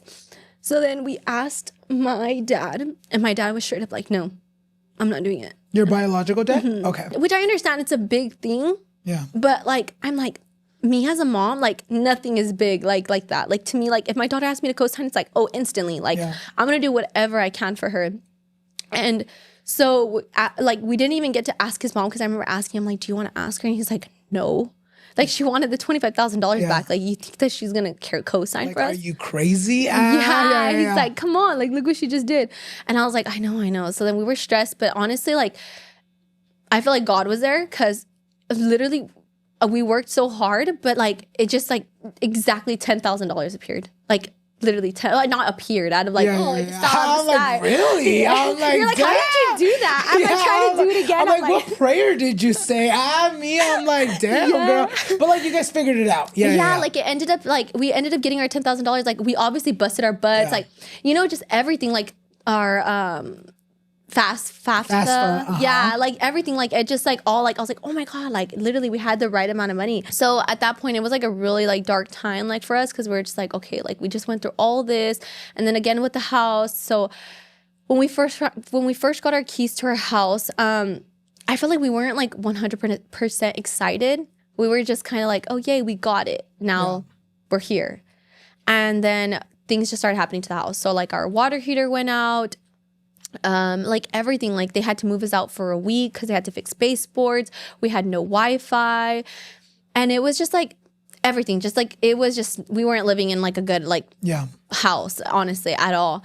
And I remember during that time, like my husband was working 12 hours, 7 days a week, so we didn't really like have him there. And so I remember one day I was like in the car with Addie. Addie was like 3. Maybe, no, 2. She was 2 because this was like 2023. Maybe 3. But we were like in the car and I remember just driving. Like I would do that a lot. Like he would leave and I would just like grab Addie and we would just go in the car. And so I remember buckling her up and I would like listen to music and I would just like drive for like an hour, 2 hours. And like our town is so small that like I wasn't driving nowhere. I was just driving up and down the freeway. And I'm just going and driving. And then like I remember crying. And Addie's like, Mommy, what's wrong? And I was like, oh, nothing. I'm just like happy. Like I'm so happy. But I knew deep down I wasn't. And I just couldn't figure out what was wrong. So I remember like, and I was driving, like, I'm like, okay, I need help. Like I need help. So I got home and I just remember like deleting all the sad songs off my phone because I'm like, I can't feel like this anymore. So I started doing that. And then I started realizing that my mom and everybody kind of like started picking up on it. Like, because they would get Addie. They would pick up Addie. He had a cousin who would just pick her up. So she would go to Chuck E. Cheese. They would take her to just like everywhere, like anywhere that was fun. They always had her out and about. And I would just like be at home by myself and I wouldn't do anything, like anything. And at that point, I'm like, okay, like everybody wants Addie. Like I think they were just like trying to get her out. They knew like that you were struggling. So that's when I was like, okay, I have to make the change myself. So then I start like uploading like little videos.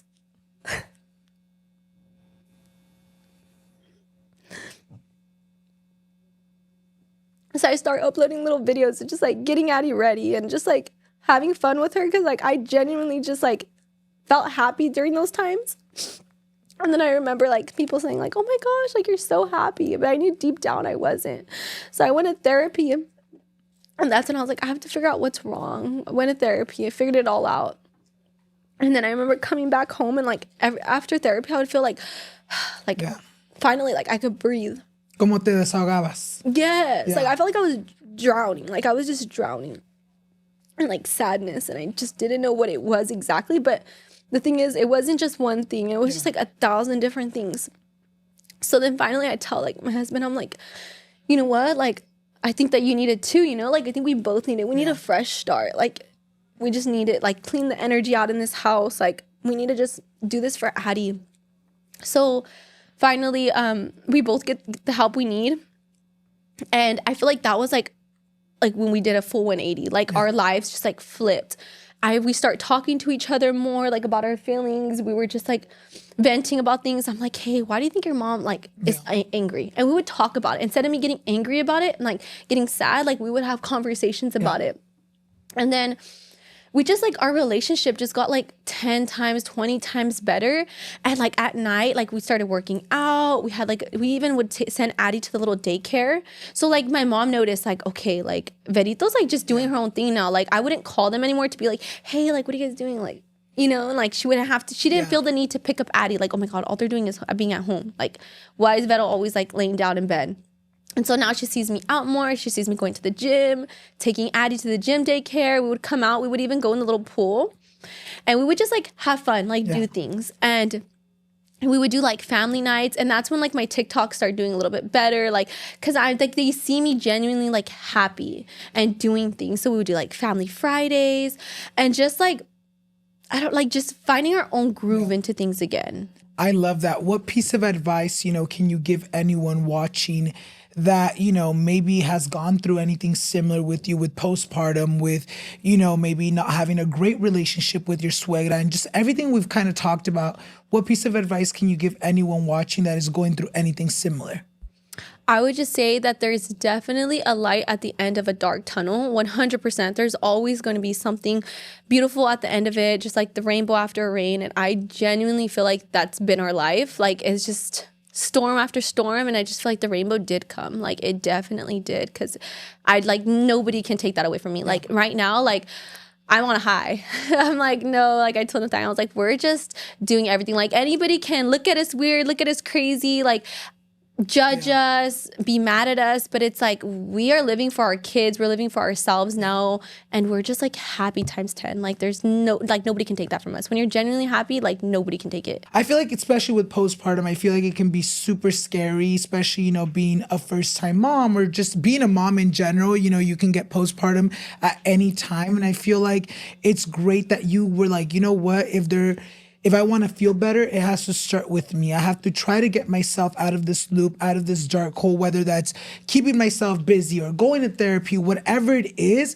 Like, tú sabías que querías salirte de eso, and you did it, you know? Yes, and I think that goes for everybody. Like, if you want something, do it. Just do it. Like, if you want to feel happy, like, do what you can to feel happy. Like, it's ask for help. Like, anything, I don't think it can go away on its own at all. And it's like, if you're sad and you're, like, tired of feeling sad or tired of being depressed, but you're not changing your ways, pues ahí te vas a quedar. Si tú te sientes como de que, well, I'm depressed and, like, all I want to do is stay in bed and not do shit. Because you know what's so funny? I've actually, right now that I've been posting a lot more on TikTok, like my little shopping videos, like the Christmas stuff, I had been vocal before that. Like, I feel like this year has been really hard for me, like, emotionally and just, you know, mentally. But I feel like I was telling my boyfriend and my friend the other day, I was like, you know what? Like, I've been keeping myself so occupied, whether it's like going shopping for, like, the house, like getting the house ready for Christmas, like doing TikToks, editing them, then doing my YouTube videos, then working on my podcast. Like, keeping yourself busy really does almost give you a purpose, because I would, like, sit down on my couch and I would just be like, I'm sad, girl. Like, and it's like, pues ahí me quedaba. Yes, I would allow myself to stay in that state. And it's like, the moment you start really changing shit up and really almost kind of like fighting for yourself, yes, that's when everything changes. You know, nos platicas un poquito that during that time you started social media. Cuéntanos un poquito más de eso. What made you be like, you know what, chingue su madre, voy a agarrar mi cámara, me voy a empezar a grabar. I want to do this. And what were the early days of content creating for you? ¿Y en qué momento tú dijiste, sabes qué? Como que a la gente le gusta mi contenido. Si me pongo las pilas, I feel like I can really do this full time. When I first started, it was all just for fun. Yeah. It was all just for fun. And when I finally started like picking up at it, like I said, it's always just been fun. And even to this day, it's super fun. Like you said, like it honestly gets you excited. And I'm like, oh my God, I finally some I people. Can't wait to do something today. Yes, like they're waiting. I need to show them like your tree. Like everybody was waiting. Like, where is this tree at? So I just think that there's just so much like happiness in social media. I mean, obviously there's going to be so much like negativity. But once I felt like the little bit like, oh, people do like me on here. Like, oh my gosh, like I'm not that horrible. Or like you almost start feeling like, wait, why do you want to know about me? Yeah, like things like that. I'm like, it gave me like a little purpose again. I'm like, okay, like I could do this. Obviously, like my kid's my biggest purpose. Like, let's be honest. Like without my both my girls, like it would just, they're my everything. So, but when I was posting on social media, it was just like, I was getting a lot of like positive energy, but also because I was putting a lot of positivity back out. I was just like telling everybody like, okay guys, like today we're going to do this. And like, I've always just been super like happy and bubbly because that's how I genuinely feel. So when I would post my videos, everybody's like, oh my gosh, like what's this girl on? Like you're just so happy. And then I just kept doing it and doing it and doing it. And then I would upload my 5 a.m. videos because I would make him lunch at like 4 a.m. actually. And just like my love for like my family, I think that's what people felt through the phone and through like my energy and stuff. And I just never stopped because I just love it. I literally love it. Like it's what keeps me going. Do you remember your first viral moment where you're like, oh shit, like after trying and doing this for fun, like, oh shit, I'm getting numbers. Yeah, actually it was so funny because I was packing him lunch. So I was packing him lunch at like 4 a.m. and it's so funny because like my pants were inside out, but because like I sleep in my 20s, I'm like, whatever. I grabbed it like 4 a.m. Like I'm not gonna get all cute for the camera. Like I've always been real. Like that's like, just girl, I want to be asleep right now. Yes, I prop up my little phone and I'm recording my 4 a.m. videos. And I had said something along the lines of like, don't talk to no bitches, like, you know, telling him like at work. Yeah. And everyone was like, oh my gosh, like, ha ha ha, that's so me. And like, just being real, like that's our relationship. We're just like that. Like we don't know if she was old, okay? So I had packed him a lunch, right? And this guy's so picky. With his lunches? With his lunches. And we grew up eating different, okay? Like, he could eat a Frito bowl and be full. And I'm like, where are the enchiladas at? Where's everything at? Like, come on, tacos, noodles. Like, yes. Like, I'm like that, right? And so I was asking, like, what do you want for, like, lunch? And he's like, oh, a sandwich. I'm like, a sandwich? And he's like, yeah, a sandwich. I was like, okay, whatever. I make him his little sandwich, send him off to work with a sandwich and his little bag of chips and his soda. And I guess some lady looked at him and, like, he was working 12 hours, 7 days a week with 2 sandwiches, and she felt bad for him, right? And so she's like, oh, mijo, do you want, like, a burrito? I packed an extra burrito. And this guy over here, he's like, oh, yeah, I'll take your burrito. So he takes the lady's burrito and he eats it.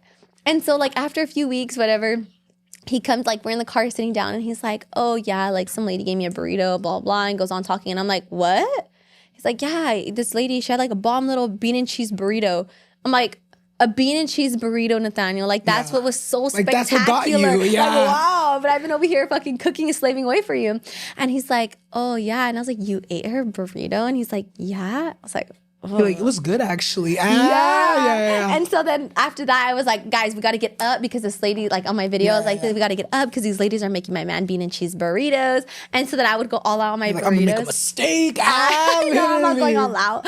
Yeah. So then that was like my first ever moment that I was like, okay, like, because that's me. That's like my personality. That's how we are. Like, he's like super kind and I'm like the one that's like always like dramatic and like, just, you know, me messing around, and I'm like, weird. So then I would just like share like our life on there, and I just felt like people kind of like, really attached to like us. Like you guys, as people. And I feel like that's the great thing. I feel like as content creators, I feel like the goal should always be to have people that almost can relate, feel you, and almost be there for you. Because exactly how you said, you know, not that like the people online are our motivation, because obviously you have your kids that you love, you know, you have your family, yo también. But I feel like, you know, you mentioned that whenever you would see the positive comments or like the, oh my God, people care about your life, it almost makes you feel like, I don't know, for me, it makes me feel like, okay, I know people around me care. right? But then you're also like, oh, I don't want to bug them with my shit, like, bitch, like, whatever.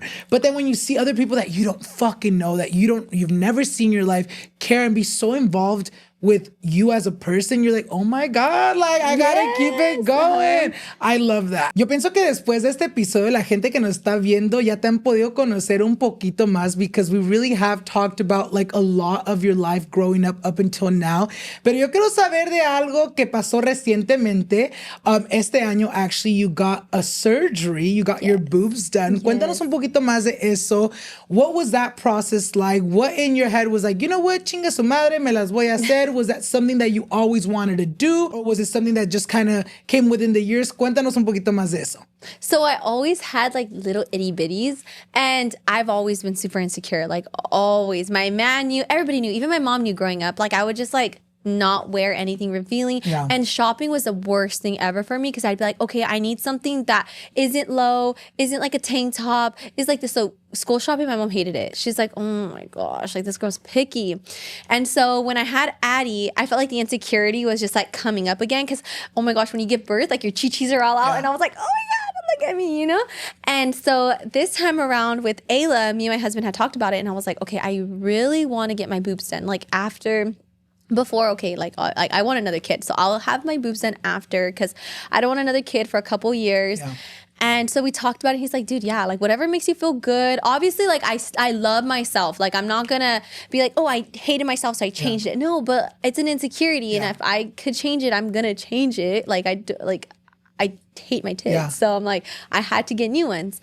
And so after I gave birth to Ayla, we talked about it, and he decided, okay, like, yeah, let's do it. Like, do what you need to do. So I found my doctor, because a couple of girls went with him, the ones that I knew personally. So I was like, okay, they look good. You couldn't even tell. I'm like, okay, that's what I want. So then I scheduled a consultation with him, and right away he's like, okay, we can get you in like in 2 months. And I thought it was going to be a problem because I'm postpartum. So I thought that it was like, oh, you can't come to like 6 months, 8 months. But no, I was probably at that point, June... 5 months postpartum, 4 months postpartum, and they took me in. So, I mean, also though, I did allow like my milk to fully dry up before I decided to do them. What was surgery day like? Obviamente es muy fácil decir, chinga su madre, me voy a operar. But you know, el día de la surgery, you know, you get the nerves. You're like, oh my God, ¿qué tal que no me levanto? Like, what was all that like? And when you did wake up, what was like the first thing you said or thought about?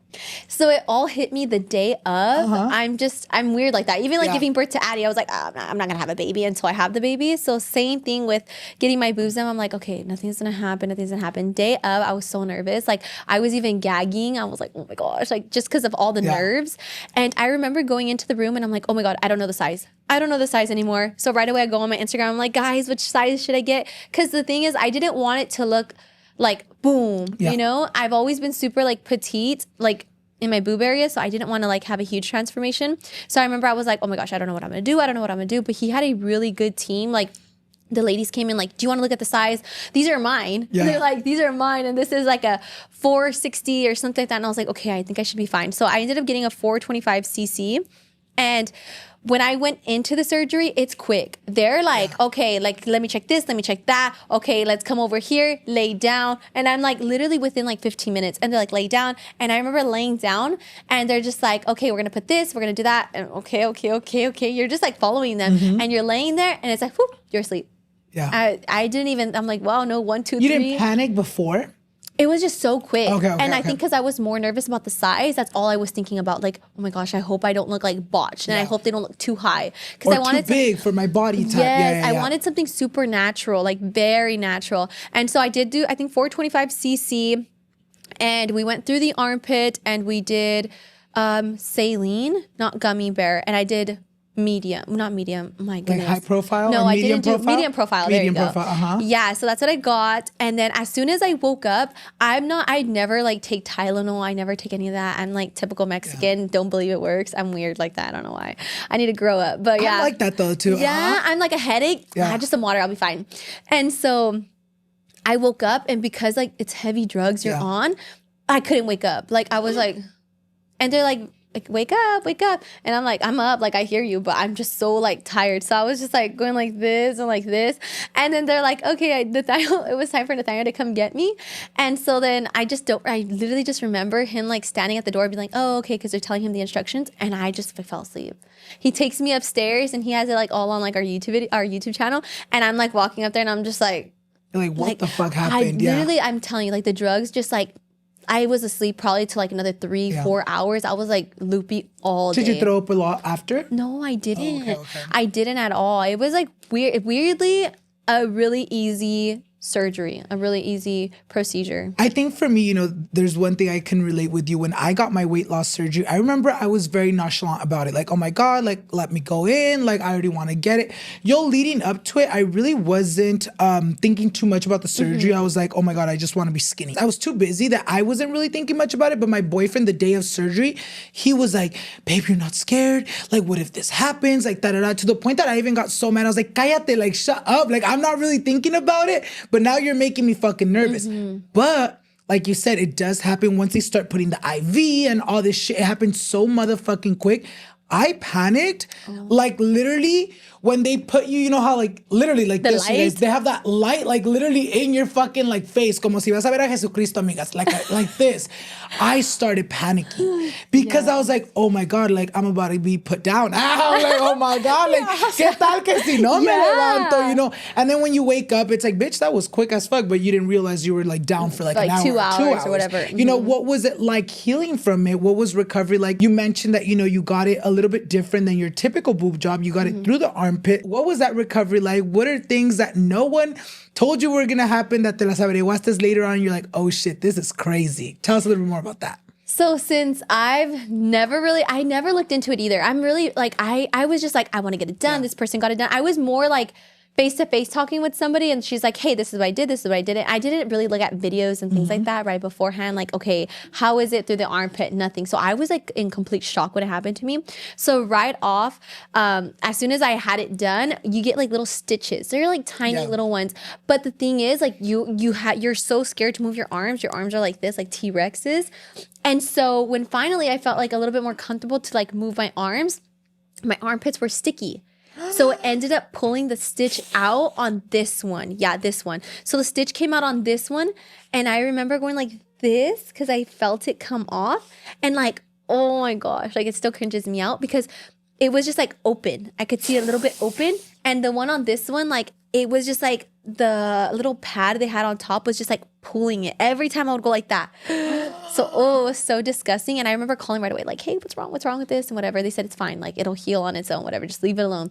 So I'm like this. And then a couple of days later, because you can't wear deodorant, you can't shave your armpits. You can't shower too much. You can't shower like that area. Oh my God, I stink. I stink so bad. Like, this isn't even sexy anymore. Like, it was nasty. Like, I told my man, I was like, I'm so sorry. Like, I was not trying to be cute. And I'm like, ooh, like, you're like, yeah. Con chichotas te quiero así, mi amor, quítate de aquí. Literally, It was it's so like, get away, girl. Yeah, it stinked. And I was like, dude, this is so bad. I remember even calling them, can I please put something on my armpits? And they're like, no, girl. Like, if it stinks, get a little bit of toallita and like just like, tap it. And I was like, this is not. Tápate los pinches nostrils, girl.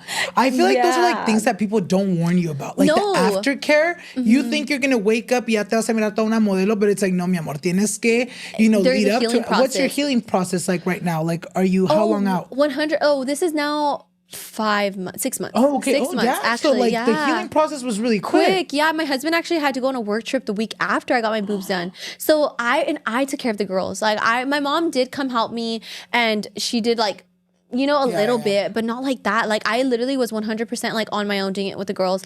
And honestly, thank God that my daughter was not like super heavy because I was carrying her. So at that time, she was probably like 15 pounds. And they tell you you're not supposed to, huh? But I had to. And that's my fault because I was being stubborn, like, it's okay. I got it. But yeah, I did do really good in the healing process. I'm proud of myself, except that stitch, like, because it came out, you could see it like a little bit. Like, this one looks like an armpit fold. Literally, it just looks like a little crease. And this one, you could see like a little bit like more detail to the stitch. Like, do you feel like you had those moments, almost even like body dysmorphia at one point before you got to like, okay, damn, they look good, before they dropped maybe? Oh, you know what? Yes, because they drop differently. Yeah. So he did tell me like one of my boobs were like a little bit, because I had kids, so it was a little bit saggier than the other. So he's like, do you want to lift it? And I was like, no, like I want it to look natural. Like I don't want it to be like, okay, like, and I didn't want all the extra scars that I didn't need, you know?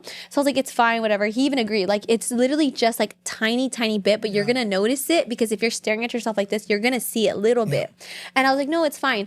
And the thing that, like, I even told myself, I don't want to get carried away. Like, I literally just want my chi-chis done, like, because I just didn't want to like do too much, you know? So as soon as I did that, he was like kind of like, okay, like if you don't want that, that's fine. But I mean, they're not going to look perfect. And in my head, I already knew like, okay, I expected it to not look perfect.